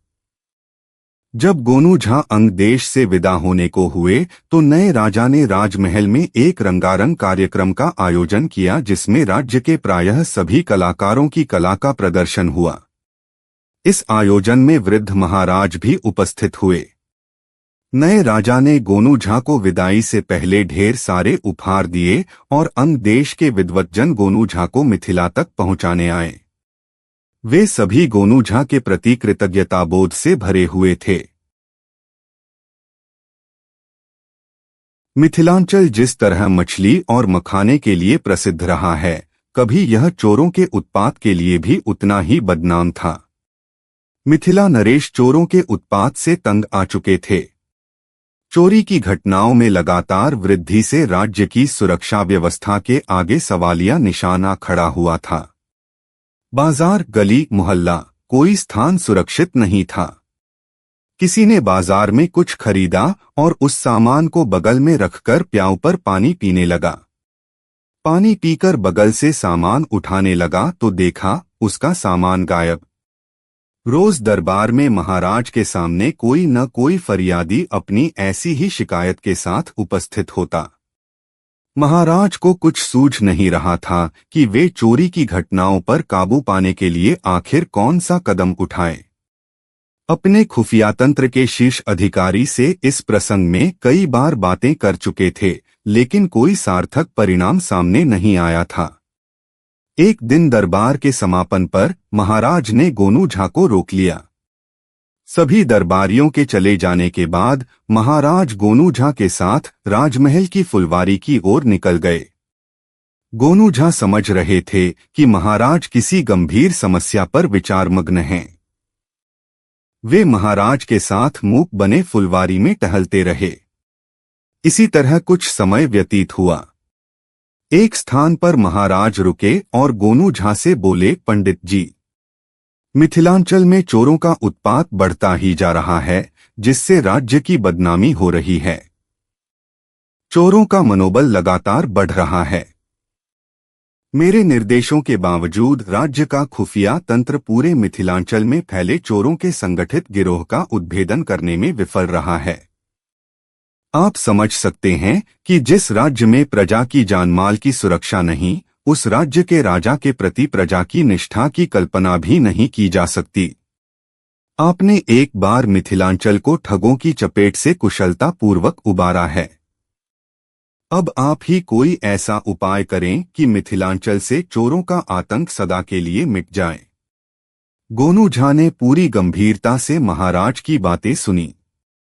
कुछ देर सोचते रहे, फिर उन्होंने महाराज से कहा, महाराज, आपका आदेश पालन मेरा कर्तव्य है। आपने अभी अभी कहा है कि पूरे मिथिलांचल में चोरों का संगठित गिरोह सक्रिय है। आप इस निष्कर्ष पर कैसे पहुंचे, कृपा कर बताएं। महाराज ने गोनू झा से मिथिलांचल में हो रही चोरी की घटनाओं के बारे में खुफिया जांच के निष्कर्षों का जिक्र करते हुए कहा, अधिकांश चोरी की घटनाएं एक जैसी हैं। ये घटनाएं रात के प्रथम प्रहर में या चौथे प्रहर में घटित हो रही हैं। रात के प्रथम प्रहर में आम घरों के पुरुष चौपाल आदि में व्यस्त रहते हैं और महिलाएं बर्तन, वासन, चूल्हा, चौका में व्यस्त रहती हैं। चोर इसी व्यस्तता का लाभ उठाकर घरों से कीमती चीजें उड़ा लेते हैं। मिथिलांचल के अनेक गांवों में रात के चौथे प्रहर में भी चोरी की घटनाएं दर्ज की गई हैं। यह ऐसा समय है जब घरों में लोग गहरी नींद में सोए होते हैं। चोर घर के दरवाजे की कुंडी न जाने कैसे खोल लेते हैं और घर में प्रवेश कर माल असबाब उठाकर ले जाते हैं। ये चोरियां इतनी चालाकी से की जाती हैं कि किसी के हाथ कोई सुराग नहीं आता कि चोरियां कैसे की गईं। चोरों का मन इतना बढ़ गया है कि अब राज्य के कई इलाकों से राहजनी की घटनाओं की खबर भी आ रही है। यदि अब भी हम सचेत नहीं हुए और प्रजा को चोरों के कहर से निजात दिलाने के लिए ठोस उपाय नहीं किया तो प्रजा का हम पर भरोसा उठ जाएगा। महाराज की बात सुनकर गोनू झा गंभीर हो गए और उन्होंने महाराज से कहा, महाराज, मुझे सोचने का कुछ मौका दीजिए। मगर महाराज ने गोनू झा की बात अनसुनी करते हुए कहा, पंडित जी, मौका चौका का वक्त नहीं है। वक्त है कुछ करने का। क्या करेंगे, कैसे करेंगे, यह आप सोचिए। मुझसे अथवा राजकोष से आपको जैसी भी सहायता चाहिए मिलेगी। आप अभी से चोरों के उत्पात से राज्य को बचाने का काम प्रारंभ कर दें। मैं अभी महामंत्री से कहकर यह आदेश निर्गत करवा देता हूं कि गोनू झा जिस किसी भी अधिकारी से किसी तरह की सहायता मांगे तो उन्हें वह सहायता अविलंब मिलनी चाहिए। गोनू झा के लिए अब कुछ भी बोलना असंगत था। वे महाराज से आज्ञा लेकर अपने गांव की ओर चल पड़े। चलते चलते गोनू झा सोच रहे थे, इतने बड़े मिथिलांचल में चोरों के संगठित गिरोह का उद्भेदन कोई साधारण बात तो है नहीं। जो काम राज्य का प्रशिक्षित और संगठित खुफिया तंत्र कर पाने में असमर्थ रहा, उस काम को मैं अकेले कैसे अंजाम दूंगा। महाराज ने कह तो दिया है कि राज्य का कोई भी अधिकारी किसी भी तरह के सहयोग के लिए हमेशा तैयार रहेगा, मगर जब कोई सूत्र हाथ लगे तब न किसी तरह के सहयोग की बात उठेगी। इसी गुंधुन में गोनू झा लगे हुए थे कि एक आदमी कुछ लंबे डग भरता हुआ उनके पास से गुजर गया। इस आदमी ने घुटने के ऊपर धोती बांध रखी थी, लेकिन उसका शरीर नंगा था। उसके शरीर पर शायद तेल लगा हुआ था जो नीम अंधेरे में चमचमा रहा था। उस आदमी का यह हुलिया गोनू झा को कुछ अजीब सा लगा। अब तक वह आदमी बाजार जाने वाली राह पर मुड़ गया था। लगभग 2 फरलांग की दूरी पर बाजार था, जहां फल, सब्जियां, मछली, चावल, दाल, मसाले आदि रोजमर्रे की चीजों की दुकानें थीं। 1-2 दुकानें सुनारों ने भी खोल रखी थीं, जो सोने और चांदी के आभूषण बेचा करते थे। अचानक गोनू झा के दिमाग में संदेह पैदा हुआ कि अभी अभी जो व्यक्ति उनके पास से तेज कदमों से गुजरा है वह चोर हो सकता है। इस संदेह के पैदा होते ही उनके कदम बाजार वाली सड़क की ओर बढ़ गए। गोनू झा अभी बाजार में प्रवेश भी नहीं कर पाए थे कि अचानक पकड़ो पकड़ो जाने न पाए का शोर बाजार की एक दुकान से उभरा। कई लोग बाजार की सड़क पर दौड़ लगाने लगे। एक दो दुकानदार लाठी लेकर अपनी अपनी दुकानों से निकल आए। गोनू झा जब उस स्थान पर पहुंचे जहां इस तरह का हंगामा हो रहा था, वहां गोनू झा को पता चला कि एक आदमी बाजार में तेज कदमों से चलता हुआ आया और एक महिला के गले से सोने की मटरमाला झटककर भागने लगा।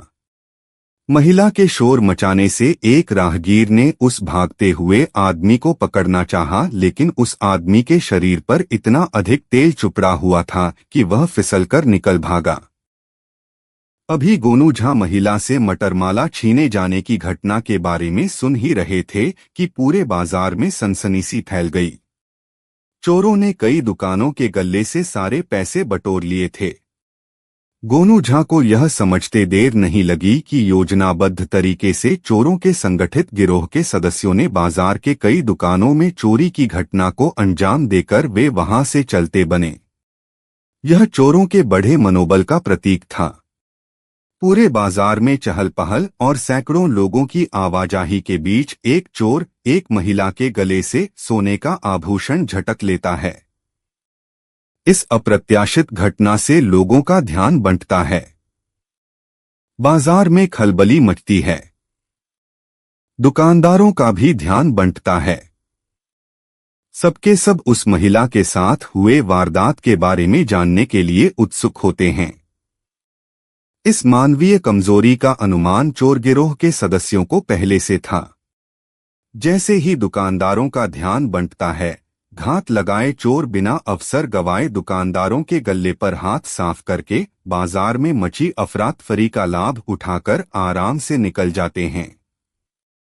गोनू झा बाजार में घूमते हुए हर उस दुकान के पास रुकते हैं जहां चोरों ने आंख बंद डिब्बा गायब का खेल खेला। उनका दिमाग स्थितियों को समझने और चोरों को सबक सिखाने के उद्देश्य से लगातार सक्रिय रहता है, इस उम्मीद में कि कहीं कोई सुराग मिल जाए। चलते ठलते लोगों से बतियाते गोनू झा थक गए। बाजार की अफरातफरी समाप्त हुई। उस घटना के बाद से जैसे बाजार बेनूर हो गया। अंततः थके हारे गोनू झा अपने घर लौट आए। हमेशा ताजा दम दिखने वाले गोनू झा को हताश और परेशान सा देखकर पंडिताइन बेचैन हो गई, मगर गोनू झा की गंभीर मुखमुद्रा देखकर वह कुछ पूछने का साहस नहीं कर पाई। गोनू झा हाथ मुंह धोकर पीढ़ा पर बैठ गए और पंडिताइन ने भोजन परोस दिया। दो चार निवाला अनमने ढंग से खाकर गोनू झा उठ गए और बिस्तर पर जाकर लेट गए।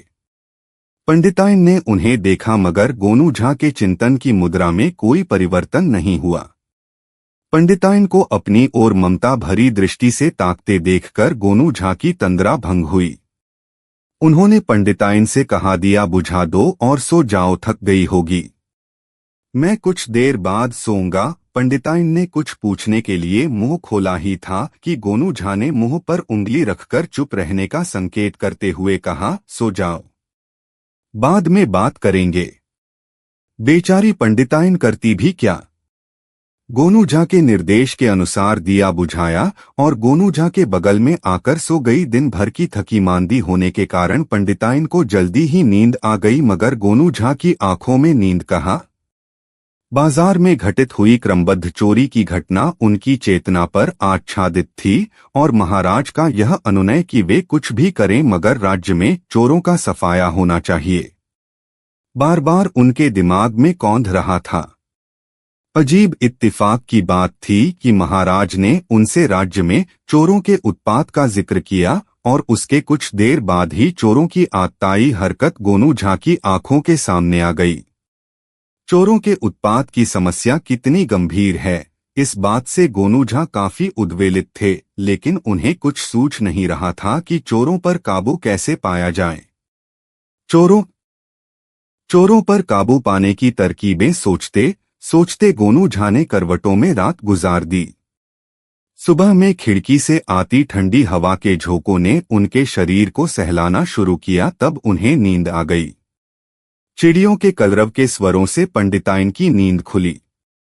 गोनू झा को बेसुध सोया देख पंडिताइन ने समझ लिया कि गोनू झा देर रात तक जगे रहे हैं, वरना इस समय तो वे प्रभात फेरी के लिए निकल जाते और शौच मैदान करके पोखरी में डुबकी लगाकर लौट आते। पंडिताइन ने उन्हें जगाया नहीं और अपनी दिनचर्या में लग गई। सूरज ने पूरब का कोना छोड़ा। खुली खिड़की से आती धूप की गर्मी के कारण गोनू झा की नींद खुली। उन्होंने खिड़की के पल्लों को सटा दिया और बिस्तर पर पड़े रहे। पंडिताइन ने उन्हें जगा देखकर पूछा, दरबार नहीं जाना क्या? गोनू झा ने कहा, अभी नहीं, मन थका सा है। तबीयत ठीक रही तो शाम को महल चला जाऊंगा और महाराज के दर्शन करके लौट आऊंगा। पंडिताइन गोनू झा के पास आई और उनके शरीर को तलहथी से स्पर्श कर जानना चाहा कि कहीं उन्हें बुखार तो नहीं है, लेकिन शरीर का तापमान सामान्य देखकर वह आश्वस्त हो गई और बोली, लगता है हरारत है। बहुत दिन हो गए दरबार से घर करते हुए, ठीक ही है, थोड़ा आराम कर लीजिए। गोनू झा पत्नी की बात सुनकर मुस्कुरा दिए, कुछ बोले नहीं। बिस्तर पर पड़े पड़े ही गोनू झा को याद आया कि एक बार एक चोर को उन्होंने गच्चा दिया था घर के तमाम जेवर पेड़ पर टंगे होने की बात कहकर। पेड़ पर ततैये के छत्ते को ही चोर ने जेवर की पोटली समझ लिया और पेड़ पर चढ़कर पोटली झटकने की कोशिश में ततैये के दंश का शिकार हुआ, जिससे पेड़ पर वह अपना संतुलन बनाए नहीं रख सका और गिर पड़ा। ऊंचाई से गिरने के कारण उसके एक पैर की हड्डी टूट गई। गोनू झा ने पड़ोसियों को बुलाकर पहले तो उसकी धुनाई कराई, बाद में हवालात भिजवा दिया। इस घटना की याद आते ही गोनू झा बला की फुर्ती से बिस्तर से उठे, नहा धोकर तैयार हुए और जल्दी जल्दी जलपान करके तेज कदमों से दरबार की ओर चल दिए। रास्ते में गोनू झा चोरों को काबू में करने के उपाय के बारे में सोचते रहे। दरबार में पहुंचकर गोनू झा अपने आसन पर चुपचाप बैठे रहे। सभा की कार्यवाही में उन्होंने कोई रुचि नहीं दिखाई। महाराज ने उन्हें एक दो बार उचटती निगाहों से देखा भी, मगर विचारमग्न देखकर उन्हें टोका नहीं। गोनू झा की मुद्रा देखकर महाराज भाप गए कि पंडित जी निश्चित रूप से उनसे कुछ परामर्श करना चाहते हैं। सभा की कार्यवाही के समापन के बाद महाराज अपने कक्ष में चले गए और एक प्यादे को भेजकर गोनू झा को अपने कक्ष में बुलवा लिया। महाराज ने गोनू झा को अपने पास बैठाया और पूछा, क्या बात है पंडित जी, बहुत गंभीर हैं। गोन झा ने बिना किसी भूमिका के महाराज से कहा, महाराज, 3 साल पहले मेरे घर से एक चोर पकड़ा गया था। उसे ग्रामीणों ने हवालात भिजवा दिया था। मैं जानना चाहता हूं कि वह चोर अब कहाँ है। गोनू झा के सवाल से महाराज मन ही मन प्रसन्न हुए। उन्हें लगा कि गोनू झा मिथिलांचल को चोरों से निजात दिलाने के काम में जुट गए हैं। मन में यह ख्याल आते ही महाराज ने द्वारपाल को आज्ञा दी, नगर कोतवाल को अविलंब मेरे समक्ष उपस्थित होने के लिए कहो। थोड़ी ही देर में नगर कोतवाल घबराया सा महाराज के समक्ष उपस्थित हुआ। वह भयभीत था कि बीती रात उसके क्षेत्र के बड़ा बाजार में चोरों के गिरोह ने मिलकर अभूतपूर्व उत्पात मचाया और दुकानदारों की लाखों की नकदी लेकर चंपत हो गया। जरूर महाराज उस घटना के बारे में उससे दरियाफ्त करेंगे। मगर कक्ष में उसके प्रवेश करते ही महाराज ने उससे कहा, पंडित जी जो पूछें बताओ, जो कहें वह करो, अभी से तुम इनके मातहत हो। यह कहते हुए महाराज कक्ष से बाहर चले गए। अब गोनू झा के सामने नगर कोतवाल हाथ जोड़े खड़ा था। उसकी भयभीत मुद्रा देखकर गोनू झा ने उससे कहा, अभी तुम्हें डरने की जरूरत नहीं है, बस जो पूछूं सच सच बताना। इतना कहकर गोनू झा ने अपनी बात का प्रभाव देखने के लिए कोतवाल को ऊपर से नीचे तक निहारा। उनकी दृष्टि और भंगिमा से कोतवाल भीतर ही भीतर कांप गया। गोनू झा ने पूछा, कल रात तुम कहाँ थे? थर-थर कांपते हुए कोतवाल ने कहा, पंडित जी, मुझे माफ करें, अब ऐसी गलती नहीं होगी। कल मैं सुरक्षा प्रहरियों को काम बताकर नौटंकी देखने चला गया था कि बड़ा बाजार में वह कांड हो गया। मुझे अवसर दें, तमाम उचक्कों की नाक में नकेल डालकर आपके कदमों में ला पटकूंगा। मुझे माफ कर दें, फिर कभी काम में ऐसी लापरवाही नहीं करूंगा। कोतवाल की बात सुनकर गोनू झा मन ही मन मुस्कुराए, लेकिन प्रकट रूप में उन्होंने कहा, काम में लापरवाही करने वाले लोग तुम्हारी तरह ही लंबे चौड़े वादे करते हैं। वे कुछ और बोलते कि कोतवाल ने गोनू झा के पांव पकड़ लिए और गिड़गिड़ाते हुए कहने लगा, पंडित जी, एक मौका दें, मेरे बाल बच्चों के लिए ही सही, फिर कभी कोई लापरवाही नहीं होगी। जीवन भर आपका ऋणी रहूंगा। गोनू झा ऐसा प्रकट कर रहे थे कि वे बड़ा बाजार में हुई श्रृंखलाबद्ध चोरी के बाबत ही कोतवाल से पूछताछ कर रहे हैं। गोनू झा की भंगिमा से कोतवाल समझ रहा था कि गोनू झा को मालूम है कि कल वह बड़ा बाजार में सुरक्षा व्यवस्था का काम अपने मातहतों पर छोड़कर खुद मौजमस्ती करने के लिए निकल गया था। कोतवाल को भयभीत देखकर गोनू झा ने उससे कहा, ठीक है, जो हुआ सो हुआ। अब काम के प्रति थोड़ी भी लापरवाही नहीं होनी चाहिए। नगर कोतवाल की जान में जान आ गई। उसे संयत होने का अवसर देने के बाद गोनू झा ने उससे कहा, 3 साल पहले भड़ौरा स्थित मेरे आवास से एक चोर पकड़ा गया था। उसकी टांग की हड्डी टूट गई थी। मुझे उसके बारे में जानकारी चाहिए कि अब वह कहाँ है। बड़ा बाजार चूंकि भड़ौरा तहसील में पड़ता है और वह उस इलाके का पुराना खिलाड़ी है, इसलिए तुम्हें कल रात बड़ा बाजार में हुई चोरी की घटना की तफ्तीश में भी उससे कुछ सुराग मिल जाएगा। गोन झा का निर्देश मिलते ही नगर कोतवाल वहां से चला गया। इसके बाद गोनू झा महाराज के कक्ष से बाहर निकल गए, लेकिन द्वार पर ही एक प्रहरी ने विनम्रता से अभिवादन करते हुए उनसे कहा, महाराज फुलवारी में आपकी प्रतीक्षा कर रहे हैं। गोनू झा फुलवारी की ओर मुड़ गए। महाराज वहां चिंतित मुद्रा में टहल रहे थे। गोनू झा को देखकर उन्होंने कहा, कल रात की घटना के बारे में तो आपको जानकारी मिल ही गई होगी। गोनू झा ने महाराज से कहा, संयोग की बात है कि बड़ा बाजार की घटना मेरी आंखों के सामने घटित हुई। मैंने चोरों के संगठित गिरोह की सक्रियता का पता लगाने के लिए अपने ढंग से काम करना शुरू कर दिया है। मुझे विश्वास है कि मैं इस घटना में संलिप्त चोरों को खोज निकालूंगा। केवल इस घटना? महाराज ने पूछा। महाराज, यह तो शुरुआत होगी, कहीं से तो शुरू करना ही होगा। उद्देश्य तो आपके आदेश का अनुपालन ही है, गोनू झा ने उत्तर दिया। गोनू झा के इस उत्तर से महाराज आश्वस्त हुए। गोनू झा महाराज से विदा लेकर वापस अपने घर लौट आए। दूसरे दिन पौ फटते ही कोतवाल गोनू झा के घर पहुंच गया। उस समय न गोनू झा जगे थे और न उनकी पत्नी। थोड़ी देर कोतवाल गोनू झा के दरवाजे के आसपास चहलकदमी करता रहा, फिर एक पेड़ के नीचे रखी चौकी पर बैठ गया और गोनू झा के जगने की प्रतीक्षा करता रहा। लगभग घंटे भर बाद गोनू झा जगे।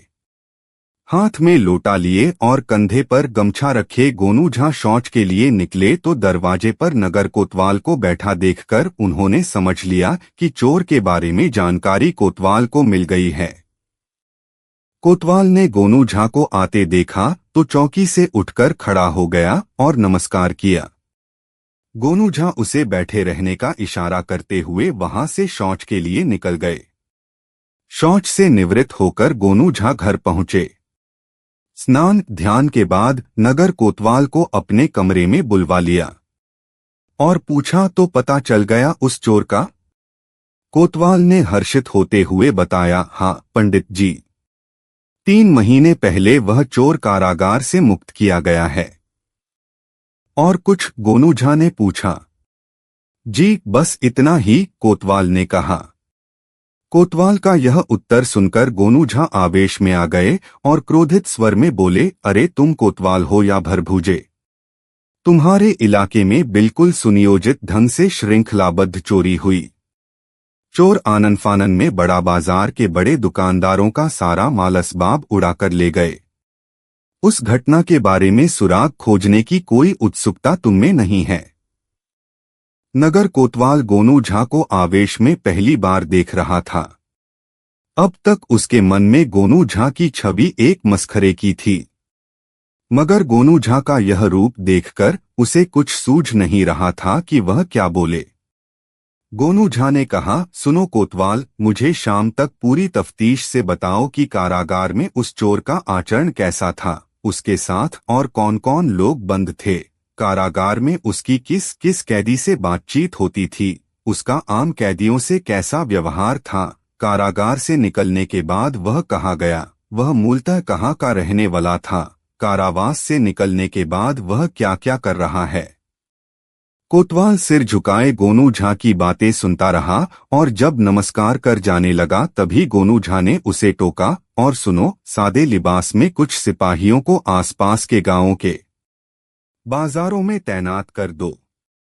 उन्हें यह निर्देश दो कि वे दुकानों के आस पास की गतिविधियों पर नजर रखें, क्योंकि चोरों का मनोबल बढ़ा हुआ है, वे कहीं भी इस तरह की घटना को अंजाम दे सकते हैं।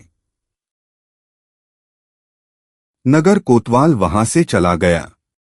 गोनू झा दरबार गए और महाराज से मिलकर उन्होंने उन्हें सूचना दी कि वे अब कुछ दिनों तक दरबार नहीं आएंगे और न बताएंगे कि वे क्या कर रहे हैं। महाराज ने उन्हें स्वीकृति दे दी। इसके बाद गोनू झा ने उन सुरक्षा प्रहरियों से संपर्क साधा जिनका उपयोग उन्होंने ठग उन्मूलन अभियान के दौरान किया था।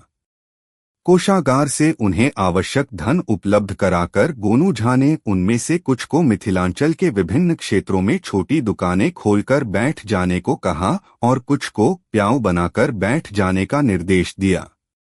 उन्होंने उन्हें यह निर्देश भी दिया कि इन कार्यों की व्यवस्था करके 2 दिनों के बाद वे उनके आवास पर आ जाएं। इस पूरी प्रक्रिया से निबटकर गोनू झा अपने घर लौट आए। बिस्तर पर लेट गए। थोड़े विश्राम के बाद वे गांव की तरफ निकल गए। अपने पुराने परिचितों से मिलते रहे। गोनू झा को अपने दरवाजे पर आया देख उनसे जलने वाले भी प्रसन्न हो रहे थे। गांव में गोनू झा जिससे भी मिले उसने बड़ा बाजार हादसे का जिक्र उनसे जरूर किया। गोनू झा को समझते देर नहीं लगी कि गांव वाले चोरों की सक्रियता के प्रति सतर्क हैं। वे शाम तक घर वापस आए और बाहर ही चौकी पर बैठे बैठे नगर कोतवाल के आने की प्रतीक्षा करने लगे। शाम ढले नगर कोतवाल आया और गोनू झा को बताया कि उनके आवास से पकड़ा गया चोर कारावास में लंगड़ू उस्ताद के नाम से प्रसिद्ध हो गया था। उसके साथ 3 और अपराधी उसकी कोठरी में रखे गए थे, हरखू, बसावन और विश्वनाथ। ये तीनों राहजनी के छोटे मोटे मामले में पकड़े गए थे। कारागार में लंगड़ू उस्ताद की पहचान 2 बड़े अपराधियों से भी हुई थी। भोजन के समय ये दोनों उसके आसपास ही बैठते थे। इनमें से एक लुटेरा ऐसा था जो लूट के दौरान घातक पैने हथियारों का प्रयोग करता था। सीमांत क्षेत्र में एक व्यापारी को लूटने के क्रम में वह पकड़ा गया था। 3 माह पहले जब लंगड़ू उस्ताद कारागार से छोड़ा गया, उसके 2 हफ्तों के अंतराल पर ये लोग भी छोड़े गए। चाकूबाज लुटेरा उस दिन ही छोड़ा गया जिस दिन बड़ा बाजार वाली घटना घटित हुई। कोतवाल ने गोनू झा को उन सबों के नाम, पता, ठिकाना आदि की सूची भी सौंप दी। गोनू झा ने नगर कोतवाल की पीठ थपथपाई और कहा, अब तुमने नगर कोतवाल की तरह काम किया है। जाओ अपने ढंग से बड़ा बाजार कांड की जांच शुरू करो। जैसे ही कोई सुराग हाथ लगे मुझे खबर करना। 2 दिन शांति से गुजरे। कहीं कोई घटना नहीं हुई। गोनू झा इन 2 दिनों में गांव में घूमते रहे और गांव वालों से कहते रहे कि वे एक बड़ा जलसा करने वाले हैं। महाराज के दरबार में विदूषक बनाए जाने के बाद वे सीधे दरबार के काम से जुड़ गए। गांव के लोगों से मिल नहीं पाए। अब महाराज से छुट्टी मांगकर वे अपने लोगों से मिलने जुलने का काम कर रहे हैं। जल्दी ही गांव भर को भोज कराएंगे। शुभ मुहूर्त देखने के बाद तिथि की घोषणा करेंगे। इसी दौरान उनके चुनिंदे सुरक्षा प्रहरी और विशेष प्रशिक्षित रुंगरूट उनके घर आते और अपने काम की जानकारी उन्हें देते। गांव के लोगों को गोनू झा बताते कि बहुत बड़ा जलसा होगा। महाराज भी इस जलसे में आएंगे। फिर एक दिन गांव में अचानक खबर फैली कि दरअसल गोनू झा को अशर्फियों से भरा गागर मिला है, हजारों अशर्फियों से भरा गागर। लक्ष्मी की इसी अनुकंपा के कारण गोनू झा जैसे निष्ठावान और सूझबूझ वाला आदमी महाराज की नजर में कोई दूसरा नहीं।